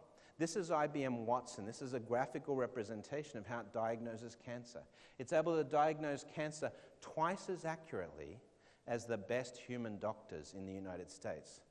That's why in the US, if you get diagnosed with cancer, you always ask for a second opinion, because they only get it right 50% of the time. Crazy, right? Watson gets it right 96% of the time. Now that you know that, if your doctor in Thailand thought maybe you might have cancer, would you say, no, I have to see a human to get advice, or now would you like Watson to advise you? You see? Because in the past we've thought, but a human's better advisor. But now I've given you one example and you're already thinking, no, I want Watson. I want Watson, not a human. I want that Watson guy, right? Because this is how advice is going to change. Now, with AI, it's also going to surprise us. This is Google's translation algorithm, and we've seen recently Google's translation algorithm has developed its own language internally to translate between different languages. The engineers really don't understand this language, but it works. So AI is going to surprise us, going to do things we don't expect. In fact, let me show you a self-driving race car. This is Audi's RS7. Now, these race cars are self-driving racing cars, so they can race around the track without a driver inside them. There's two of these cars. One's called Test Vehicle A, one's called Test Vehicle B. They gave them nicknames. So I called one AJ and one Bobby, right? Now, Bobby, it turns out, gets faster lap times. It drives faster than AJ. So I went to the Audi engineers and I said, but isn't it the same car? And they said, yes, the same car, the same hardware, the same computer software, the same computers inside the vehicle, the same sensors. And I said, well, why does Bobby drive faster than AJ? Can you explain that? Because they're exactly the same, right? And the engineer said, yeah, we don't really know. But we think that sometime early in the piece that one of the test drivers maybe drove Bobby a bit more aggressively. But because both of these vehicles learned to drive from the drivers, it set this machine down a course where it started to drive a little bit more aggressively. And over time, that built up to a difference in the track times between the two vehicles. So even though you have a Roomba that vacuums your floor, your friend's Roomba, maybe you had a cat and he had to dodge the cat, and so he's going to learn to do it differently, right? AIs are going to show a bit of personality. But here's the thing, is AI is starting to outperform humans in a number of areas. One of the areas is identification. So when you come into the United States or the UK or Singapore or Hong Kong or Australia now, they use either facial recognition or fingerprint recognition with passports to allow you into the border. And the reason they use these technologies is with facial recognition, looking at your passport photo and comparing that face to a shot on the camera, these algorithms are 20 times more accurate than a human. You know what I mean by a human? The guy sitting behind the desk going like this. Can you take your glasses off, please? Did you used to have a beard? No. Now, these machine algorithms are 20 times better at doing identity recognition than a human eye. Because they can see more detail, it can process, it can look for standard things that are fake in a driver's license or a passport. And yet, when we open a bank account today, we use some guy in a branch, and he looks at your passport or driver's license, he said, can you take your glasses off, please? It's exactly the same. The riskiest thing we do today in banking, it's not cybersecurity or anti-money laundering or fraud. It's the fact that we still use humans to open bank accounts when we've got technology that's much, much better at doing identity verification than the human eye. So we're going to start using AI much more in the world around us. So I want to illustrate it finally in this way before I wrap this up. Think about a self-driving car. Now, self-driving car, this is what it sees when it's driving around, because it's got this laser radar device on the top of the vehicle. We call it LiDAR, and these cameras. And it can capture 1,000 times more information than what you can see with your human eye. And it can process that 70% faster than your brain can process that same information if you're driving a car. So if a child runs out after a bouncy ball onto the road, this car has a chance to see it before you do, and it will respond faster than your brain can react to that same situation. So once this software is mature, no human is going to be as safe at driving as an autonomous vehicle. Not even a Bangkok tuk-tuk driver, right? Now, the reason it can do this is it can process more information more quickly than a human driver. Now, when you think about advice, investment advice in a bank, we say the reason you have to come and see a private banker is he has information asymmetry. He knows more about investing than you know. But what happens when machines know more than humans know? And it won't be long for us to train machines in investment or mortgages or these other things that we do where they'll be able to beat humans in terms of straight up advice on which is the right solution for us. This is called information asymmetry. But you know, an AI in banking is only going to be as good as the data you provide it. So today, whether it's capturing your heart rate on a sensor on your watch, or whether it's capturing data through a self-driving car, the difference in your bank being able to give good advice in the future is what data you have about your customers and their behavior. And that's the key. Now I want to show you one more video. For this, I really do need the sound. So can we have this? Okay. And I'm going to play this video of Amazon Echo, Amazon Alexa, which is featuring Alec Baldwin. I really hope you can hear what he has to say.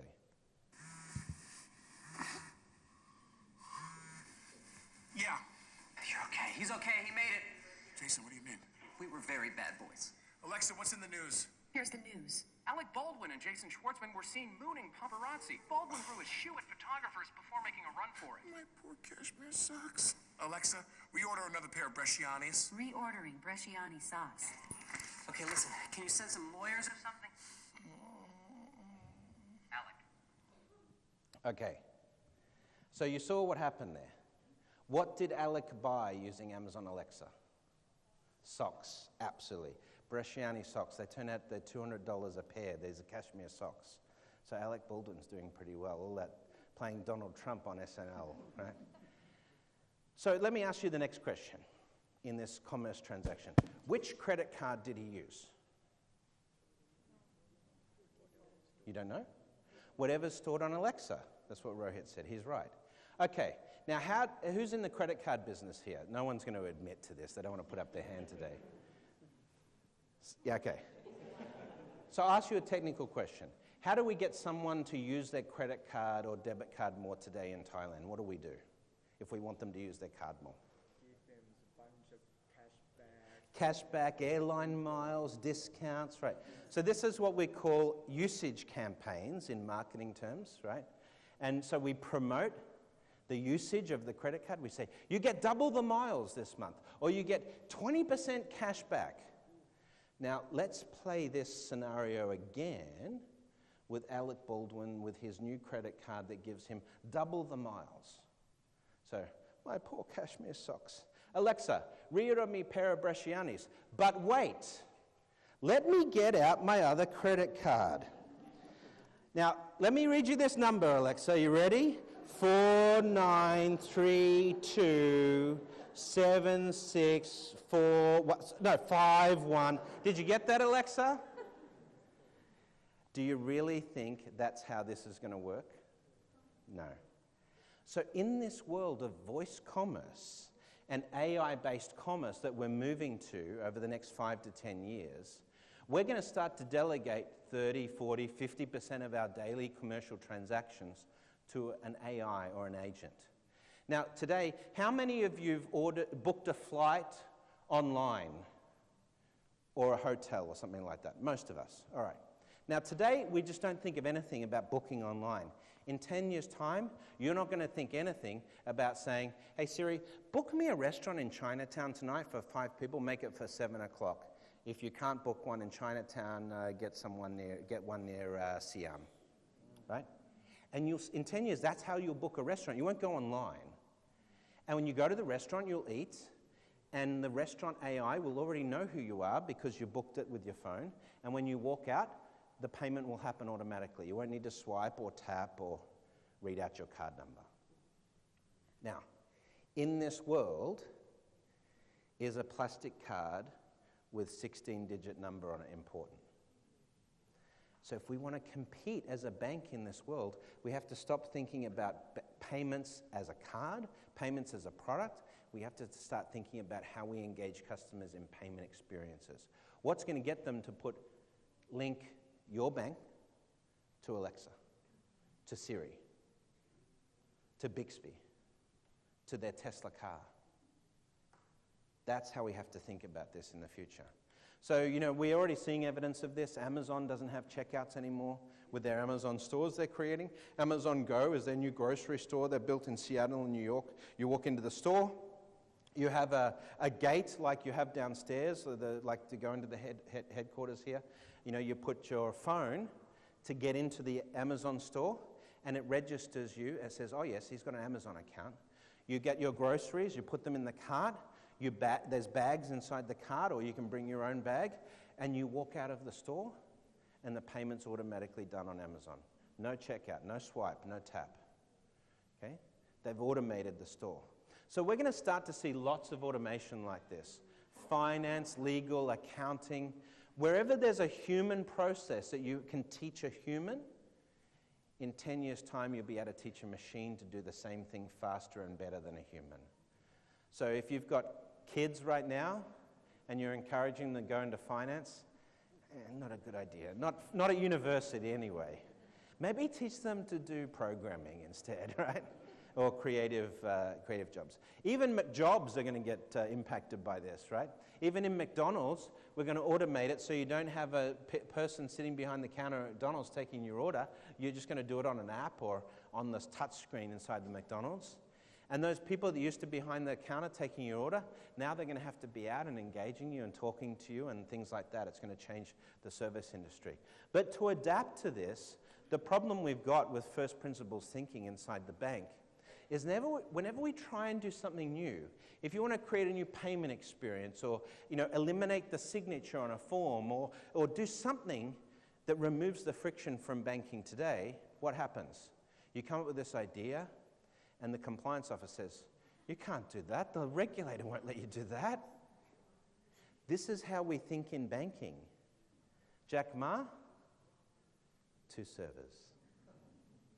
He doesn't think, the compliance won't let me do this. Regulation won't let me do this. He's like, let's do this. If the regulator's upset, they'll tell us. That's how we think. So we have to change the culture. We have to move from product world to the experience world. We have to move from channels to thinking about banking utility embedded in the world around us. I'm sorry to say our friend probably won't be working in the credit card department in 20 years' time. He knew it was coming because we're not going to probably have credit cards, in the future. So we do have some choices. We can partner with technology firms or fintechs. We can acquire this technology for ourselves, or we can try and build it and copy what these technology players are doing. We can build our own wallet instead of using Alipay or WeChat. The reality is the cheapest option here is to partner. The one that will take you the longest amount of time and cost you the most money is trying to do it yourself. Do you know why? You're not a technology company. You're a bank. You have to learn how to do technology. And financial, they don't have to learn that. They've only got technology people. 2 servers, remember? So every industry is facing this, not just banking. By 2025, every leading company in the world, in every industry, will be a technology-first company. If it's Healthcare, it'll be health tech. If it's transportation, it'll be self-driving trucks or self-driving ships. If it's finance, it'll be fintech, the largest fintech in the world, the largest bank in the world in 10 years' time. Won't be a bank at all, it'll be a technology company. In 2025, we estimate that Ant Financial will be worth $500 billion, twice what ICBC is worth today. They'll be on track for 3 billion customers. They'll have more customers, more deposits, more users on their financial platform than any bank in the world. There's only one problem. They're not a bank.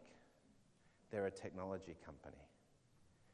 If you want to compete with Ant Financial in 2025, you can't be a bank either.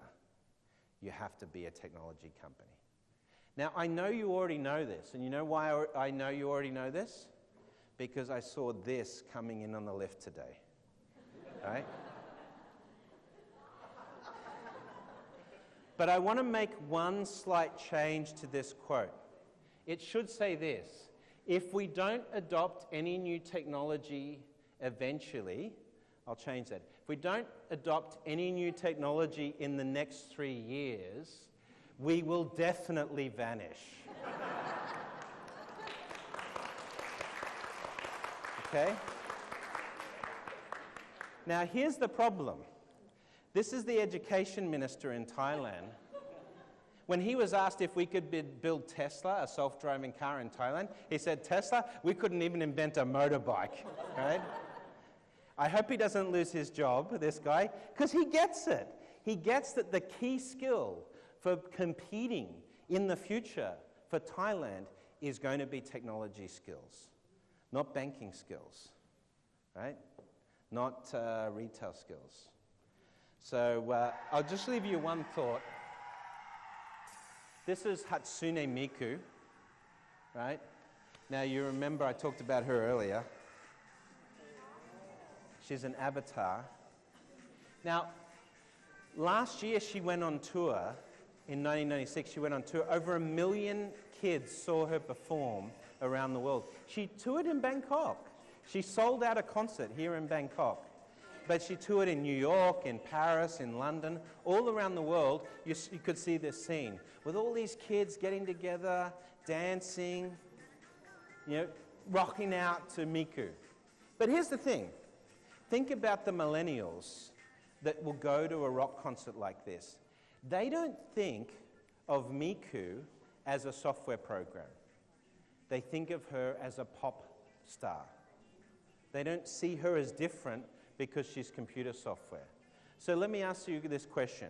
Do you really think the millennials in Thailand that use their phones all the time, that are on Facebook and Snapchat and Instagram all the time, and that would go and see an avatar perform at a concert, do you really think that they'd prefer to see a human in a bank branch?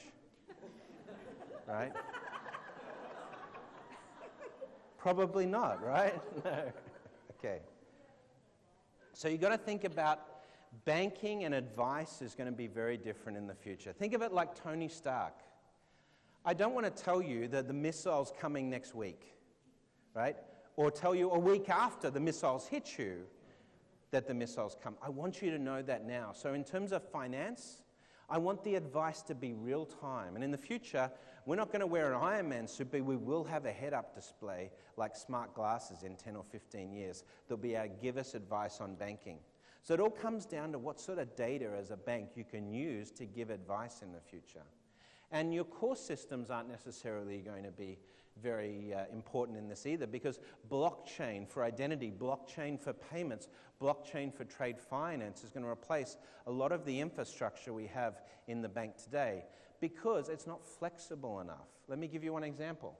These are solar panels deployed on the blockchain in Africa. So you can buy the solar panels with US dollars, you can buy them with Bitcoin, and when you put them in and they start generating electricity, for every kilowatt of energy it produces, you are given 1 solar coin.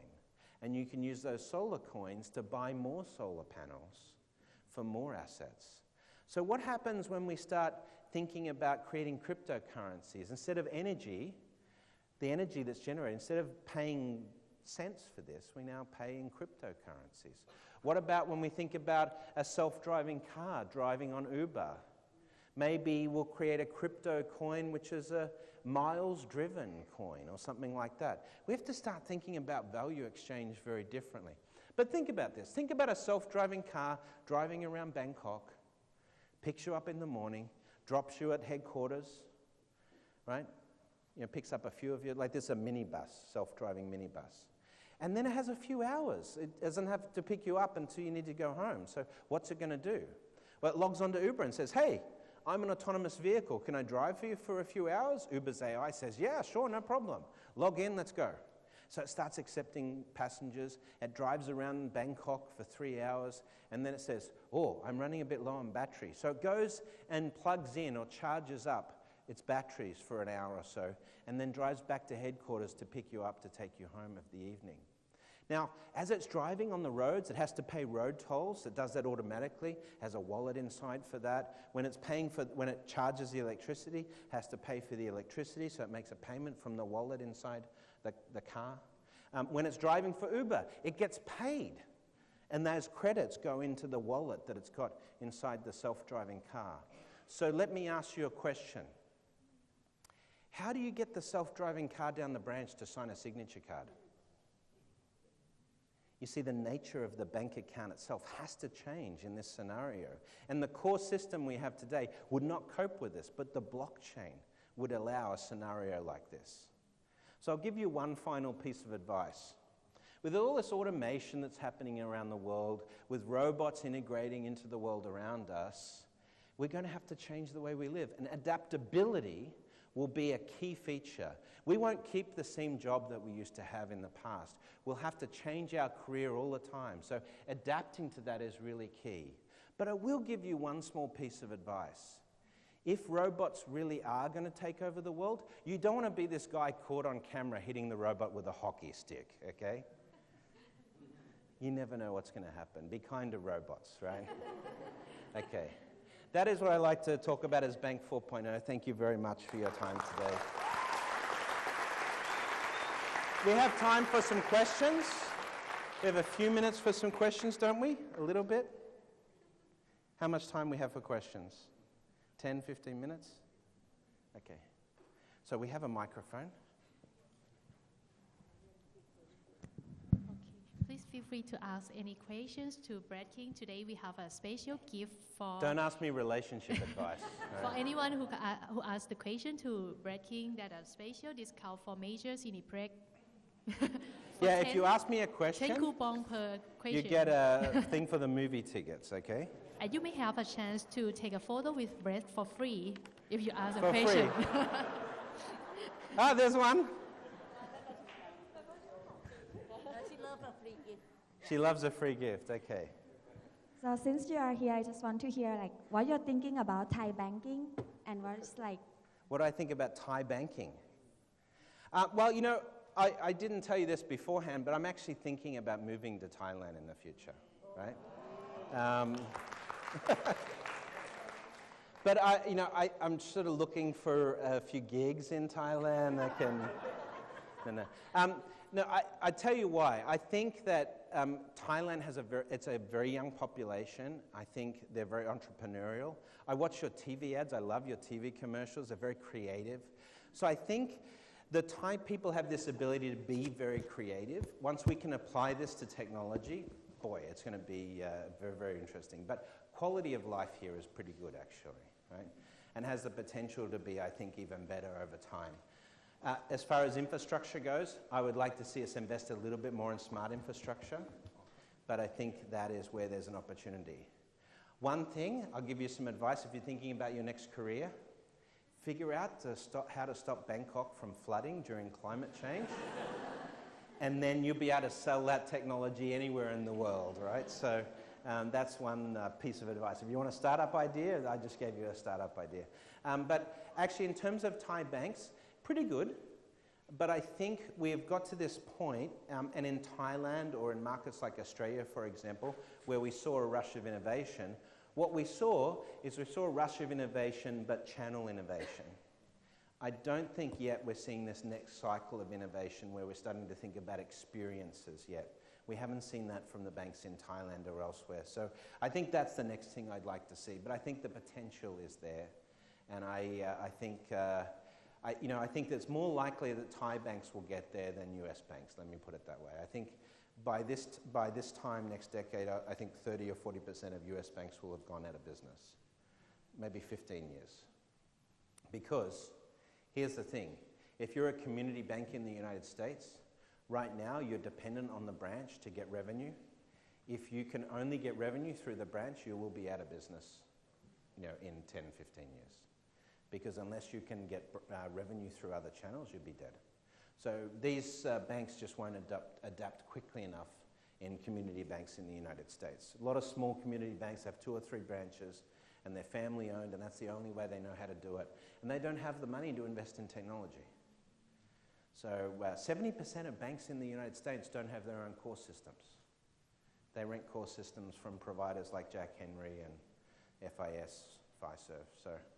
So I think, in answer to your question, Thai banks probably have more of a chance of succeeding than others. But I think you have to start looking outside of just Thailand alone.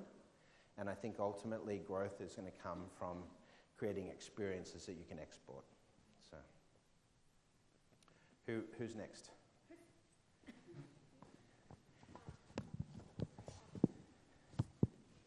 And my friend's going to bring you the envelope with the prize. Sorry, what are the 2 services of Jack Ma? Sorry? You mentioned 2 services from Jack Ma. Yeah. What are they? No, 2 servers, 2 computers.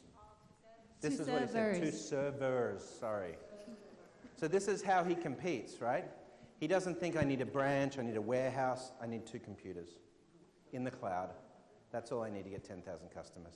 Sorry, that's my Australian accent. I mean, I have tried to reform my accent, right? I've been living offshore for 10 years, or 17 years actually. So, who's next? I'm sorry. Yeah. You think the phenomenon is about the Alibaba, Tencent, will claw over the others continents, the other ones? Well, so look, I think if you look at these guys, they're looking for geographical expansion right now. Ant Financial is investing in Paytm in India. They're investing in Kakao in Korea, in Gcash in the Philippines, because Ant Financial is trying to create this global payments network where you could, if you're from India on Paytm and you go into Philippines, you could still pay using Paytm in the Philippines, but on the Gcash network. So they're essentially trying to replace Visa, MasterCard with something mobile-based. But the question is, will they become sort of a dominant commerce platform? I don't think so. I think value chain is still an issue, and until we have very, very cheap value delivery, where you can deliver goods very quickly from China overseas, people still want instant gratification. They still want solutions today. If you look at Amazon in the US, in New York, Amazon now has a 1-hour delivery. You can order online, and 1 hour later, certain goods and services they'll deliver. So this is what I see for retail platforms, for restaurants, for services. Millennials expect it to happen like this. They're not willing to wait. So this is why, unless Ant Financial and those guys start building warehouses and distribution centers in those countries, and there's going to be protectionism from the US government, certainly, to stop them from doing that. Ant Financial's been trying to get a payments license in the US for 6 years. They had to buy MoneyGram for $300 million to get a payments license, because the US government just wouldn't allow them to get a payments license. So they bought MoneyGram to do that. But that's maybe their strategy. Maybe they'll acquire businesses, invest in businesses to get more of a platform. Will we see a globally dominant wallet?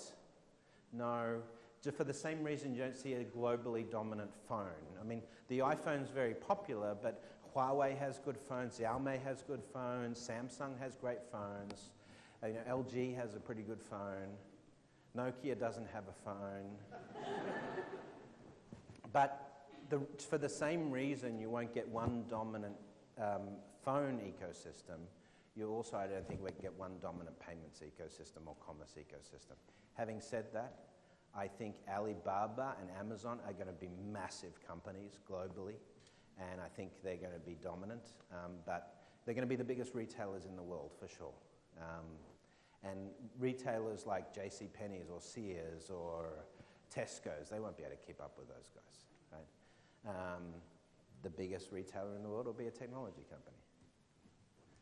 The biggest wallet in the world will be probably integrated into the OS, will probably be part of the Apple or Samsung ecosystem, but Alipay, Ant Financial is probably going to be the most common cross-border mobile wallet that works in multiple countries.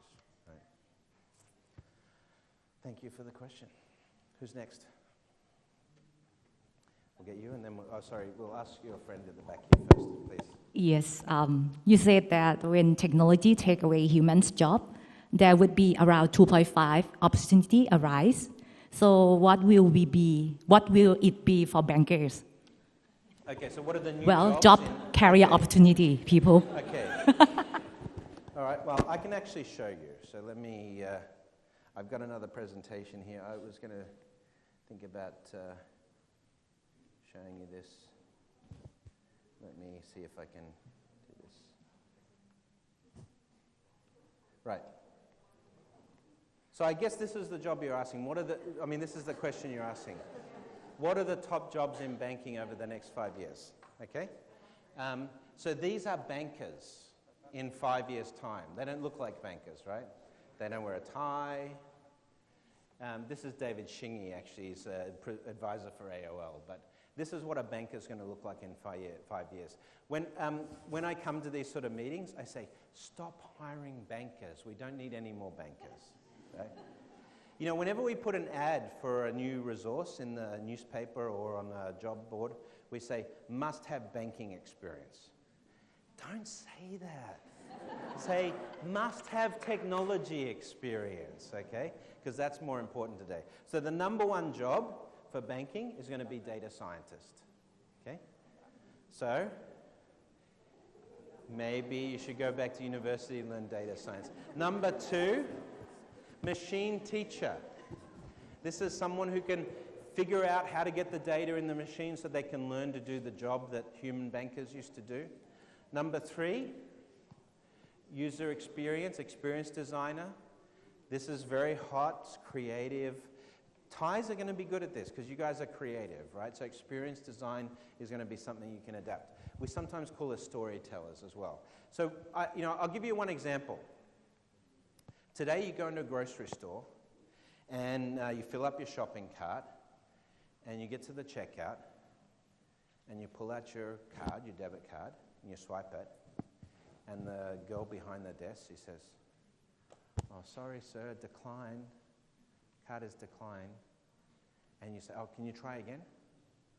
She rolls her eyes. "Sorry, sir, it's declined." You say, "Oh, no, my salary mustn't have hit the account yet." So then you go, "All right, let me find a credit card for you or another card." So you fish in and try this one. And then it swipes and she says, "That one works." Phew, that's good. So this is a typical experience we might have today. Now, how we deal with that today is we say, come down the branch, apply for a credit card. If you're lucky and you're not too risky, we might let you have one, right? But in the future, it's not going to work like that. In the future, what will happen is you'll walk into Tesco's and you get a message on your phone. Bing, bing, Rohit.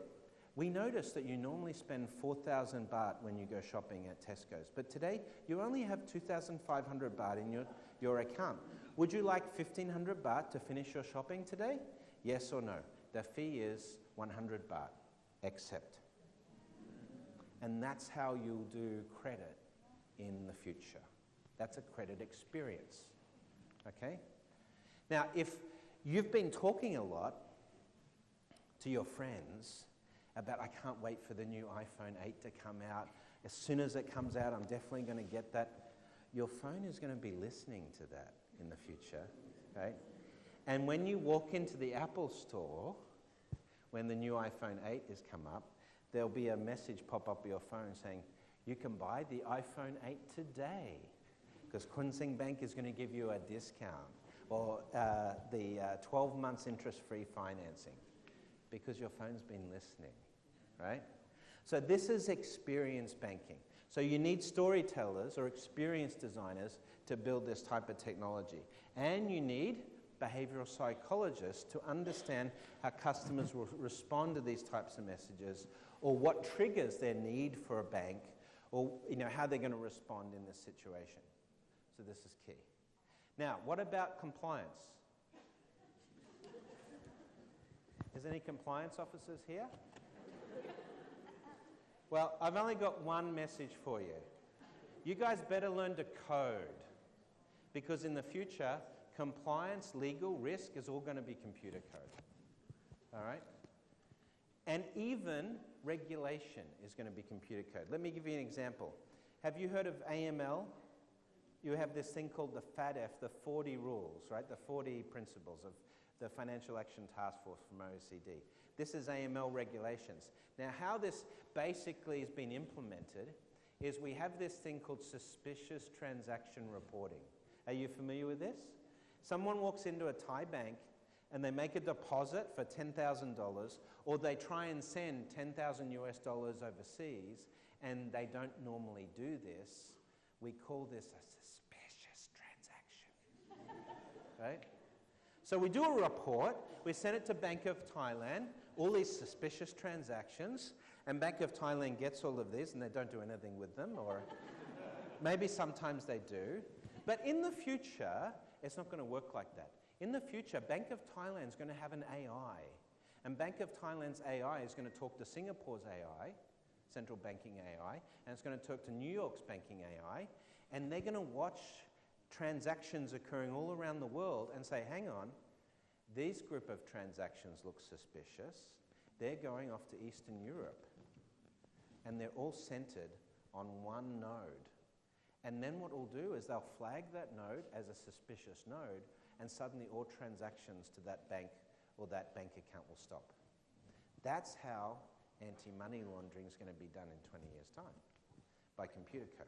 Which is good news for us, because we don't have to do suspicious transaction reports anymore, right? But this is how regulation is going to work. We need community advocates. These are people talking about our banking experiences and getting it into the digital sphere, social media, helping you learn how to use it on your glasses, all of this sort of stuff. And the last one's going to be a really interesting one for you. In 10 years' time, we don't think banks are going to be in the identity business at all. We don't think banks will do any KYC or IDV in the traditional sense.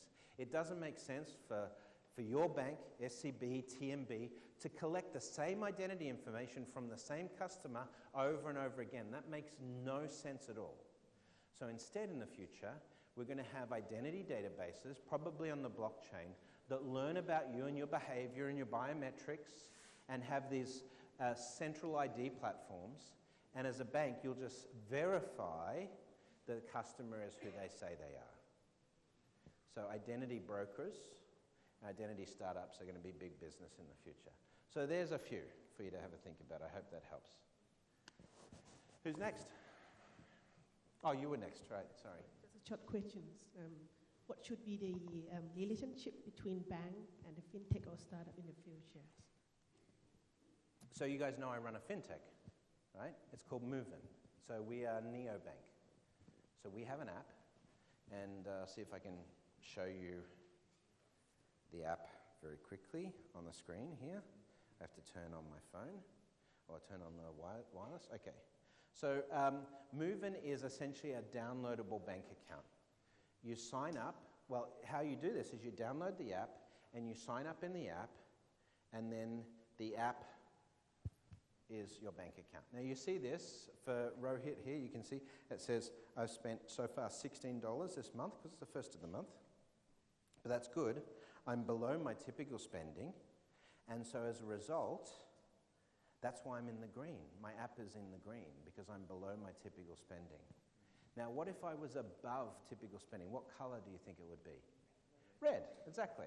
So just by looking at your app, you can tell whether you're being financially healthy or not. And every transaction we make, with your card or you tap your phone, it will tell you, you go into Starbucks, it's Siam Paragon, and you buy a coffee, and it says, did you know you've spent 300 baht on coffee this month? Right? So it'll tell you that as you make the transaction. So it trains you to be financially healthy over time. Now, in the United States, we're direct to consumer. We're a bank, essentially. We issue a debit card, it's got Movin on it, and you get your bank account by signing up through the app. But in Canada, in Australia, in New Zealand, in Indonesia, in Finland, in Chile, we license our technology to other banks, so we're a software company.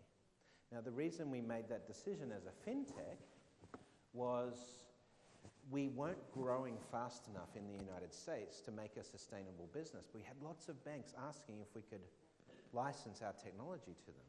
So we end up now making more revenue by licensing our technology as a fintech than just direct to consumer. So then you ask the question, why does TD Bank in Canada, or why does Westpac in Australia and New Zealand work with Movin instead of doing it themselves?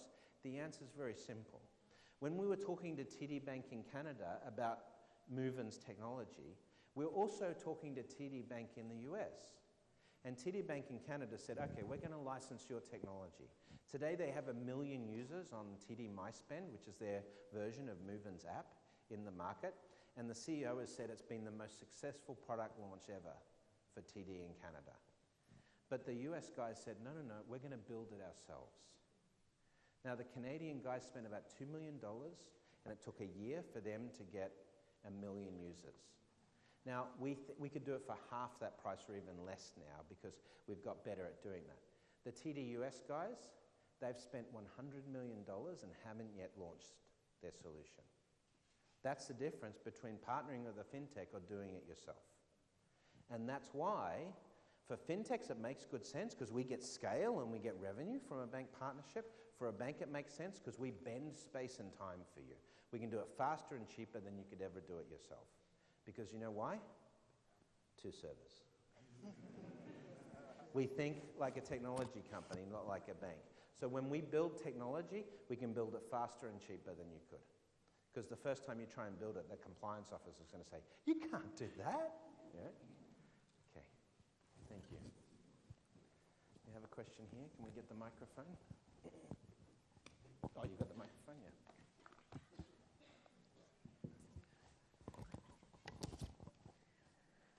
Yeah, in order to move from product to experience, can you give advice of Sure. what should be the first question to ask ourselves? So this is actually, this is a good way of putting it because what normally happens is the CEO of the bank says to me, okay, but if you were in my job, what would you do today? If you were the CEO of this bank, what would you do?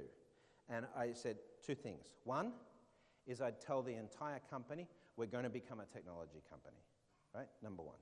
Number 2, I would figure out how over the next 5 years, I can deliver every product and service that the bank has across a digital channel in real time without a signature. Because if you can do that, you'll survive. If you can't, what did the lift say? You probably will vanish, right? Yeah, definitely. Okay. So yeah, that's what my answer is to that question. Get started today, please. We'll get you the prize. Don't worry. He's looking very nervous. Like, where's my...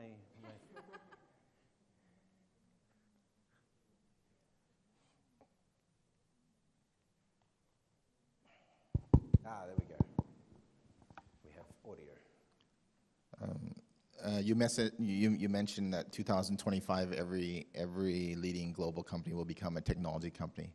Yeah. My question is that, are there any technology companies that have a lead right now? Like, should these technology become companies be big technology companies like IBM, or should they be like small technology companies? So this is where you've got to think about infrastructure. So if you think about the 1850s, it was the railway and the telegraph line which had the big growth coming because they would power all of these industries and businesses to grow over the next 50 years. So then if I ask you the question, what are the technologies that are going to enable us to grow over the next 50 years? AI. Who's the biggest in AI? Google, Microsoft, Facebook are the big investors in AI right now, but there's a lot of startups as well. When you look at transportation, who's going to be the most valuable car company in the world in 10 years' time? There's a fair bet it could be Tesla. But Tesla's forcing all of the other car companies to go to electric and auto driving right now. But here's the thing, is when Mercedes launches a self-driving car in a few years' time, you can bet it's going to be $120,000 in the US, right? Here it's going to be, what, $400,000 because of the tax, right? A Tesla is going to be a third of that price because Tesla's been developing their technology in a very different way, right? First principles design thinking. So think about smart infrastructure, think about solar, think about medical technology, and where are the companies that are doing that today? Now, some of them maybe don't exist, or they're just starting, they're startups right now, and they're going to be $1 billion company in a few years' time. In financial services, do you know how many startups are worth $1 billion today in fintech? There are 22 fintechs around the world today that are already worth $1 billion. So I used to hear this question 4 or 5 years ago. Is fintech really going to disrupt banking? I would say with 22 startups worth $1 billion, there's a fair chance it might. Yeah. So start looking for the companies that will be owners of the infrastructure that's going to matter in the future. Voice-based smart assistants, augmented reality glasses in the consumer side, solar energy and automated transportation systems in the value chain and in production, smart factory systems, data identity brokers that work on the blockchain around the world. And then in 50, 60 years, companies that mine asteroids for rare metals, right? I don't know, maybe with Donald Trump, maybe we might all end up living on Mars in a few years. I don't know, right? Yeah. So look for the smart infrastructure development that's taking place. It's going to take us the next 50 years. Think like a futurist. You know what, because people call me a futurist, right? Do you know what the definition of a futurist is? It means never being wrong today. You've got to think about that one. Okay, who's next? We got time for, what, a couple more? Yes, one or two more questions, please. One or two more. Could we have the microphone? Here we go. In terms of individual, or what your recommendation to, what skill set we need to do, or what the first priority task we have to do in order to survive in the future? Be kind to robots. No. Because you might end up working for one. No.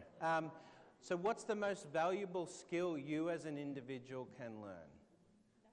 And I say the same thing to my kids. You know, the difference over the next 100 years is as we work, we won't have a job for life. You won't train as an accountant and keep that job for life. Every 10 years, you'll have to learn a new skill.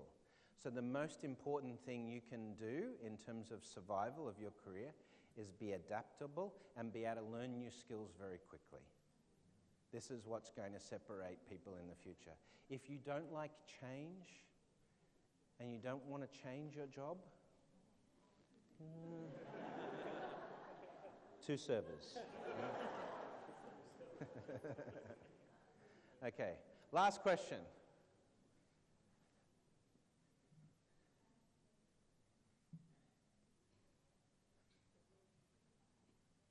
You take more example for Bank 4.0 for corporate banking. So what about Bank 4.0 for corporate banking? Yeah, this is very interesting. When I give this presentation, I'll always have some person sitting in the audience from corporate banking, and they said, "Oh, he's only talking about retail. I don't have to worry." You know. But actually, what's happening in retail banking, the only reason I only focus mainly on retail, although I did have a bit of SME there with Uber today and so forth, is just because I can't get into private banking, investment banking, insurance, and all of these different arenas. I have to focus on sort of one discipline when I do these talks. But I'll give you the short answer. The short answer is when you look at corporate banking today, There are tons of fintechs, for example, like the accounting firm Xero. Now, what Xero is trying to do right now is Xero is trying to create an artificial intelligence that would automatically do your tax. But in addition to that, the artificial intelligence that does your accounting will also know when you need credit to grow your business. It'll be able to predict that, and it'll be able to go and shop out on auction for the best credit deal and surface that to you before you even know that your business needs capital to grow, because it'll be able to predict that. So when you look at these businesses that are attacking corporate banking, they're going after one area: friction. Every fintech in the world has one thing in common. They're trying to take friction in the existing banking system and remove it as a competitive advantage, because they know that banks are going to be slow at removing that friction. Every fintech is looking to automate as much as they can, the same principle as Jack Ma with the 2 servers. So in corporate banking, I want you to think about it this way. Where in corporate banking today do you have processes or requirement for paperwork where your customers go, "Are you kidding me? You need all this information? That's crazy." You know, we used to joke, you know what KYC stands for? Kill your customers with paperwork. Now, corporate banking has this problem more than retail banking does, right? So if you want to know if you're at risk, anywhere you have friction in corporate banking today, your business is at risk. We have so much friction in banking, we even have a special word for it. Do you know what we call it? Risk mitigation. But the fact is, we need to start using data for risk mitigation, not KYC, not paperwork. That's going to be the advantage. So your competitor in corporate banking, it's not going to probably be another corporate bank. It's probably going to be someone like Amazon saying, you can run or Alibaba, you can run your business on this platform. We'll provide all your banking needs bundled into your e-commerce platform, right? For SMEs, that's certainly going to be a risk, okay? For large corporates, you are going to have to become an advisor, not in which banking products they use, but which technology they should use to automate their business in the best way that integrates with the bank. You're going to have to build an API around the bank to enable that technology. You are going to have to give advice, but the advice is not going to be on banking products. It's been which technology they should install in the business to automate their value chain and transport and all of those things. Okay, thank you for that question. Thank you all very much. Now, I know some of you, just before you clap, some of you probably still have a question that you didn't get to ask me today, so here's what I'm going to suggest. If you're on LinkedIn or you're on Facebook, connect with me. Go to my author page on Facebook, Brett King Author. Like the page, and that way you can be able to send me messages through comments. If you're on LinkedIn, connect with me on LinkedIn. If you have a question, I'll be happy to answer it there through social media. But thank you very much today for your time. Thank you.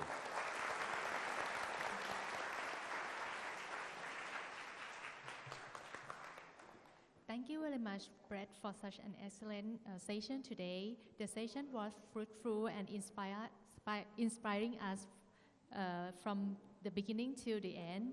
I am sure that everyone here has learned future banking and will take back the proven knowledge to apply back to our businesses. On behalf of Human Resources, may I invite Kun Rohit Khanna, Head of Corporate Strategy and Planning Group, to present the special gift for Brett for our appreciation. Would you please, sir?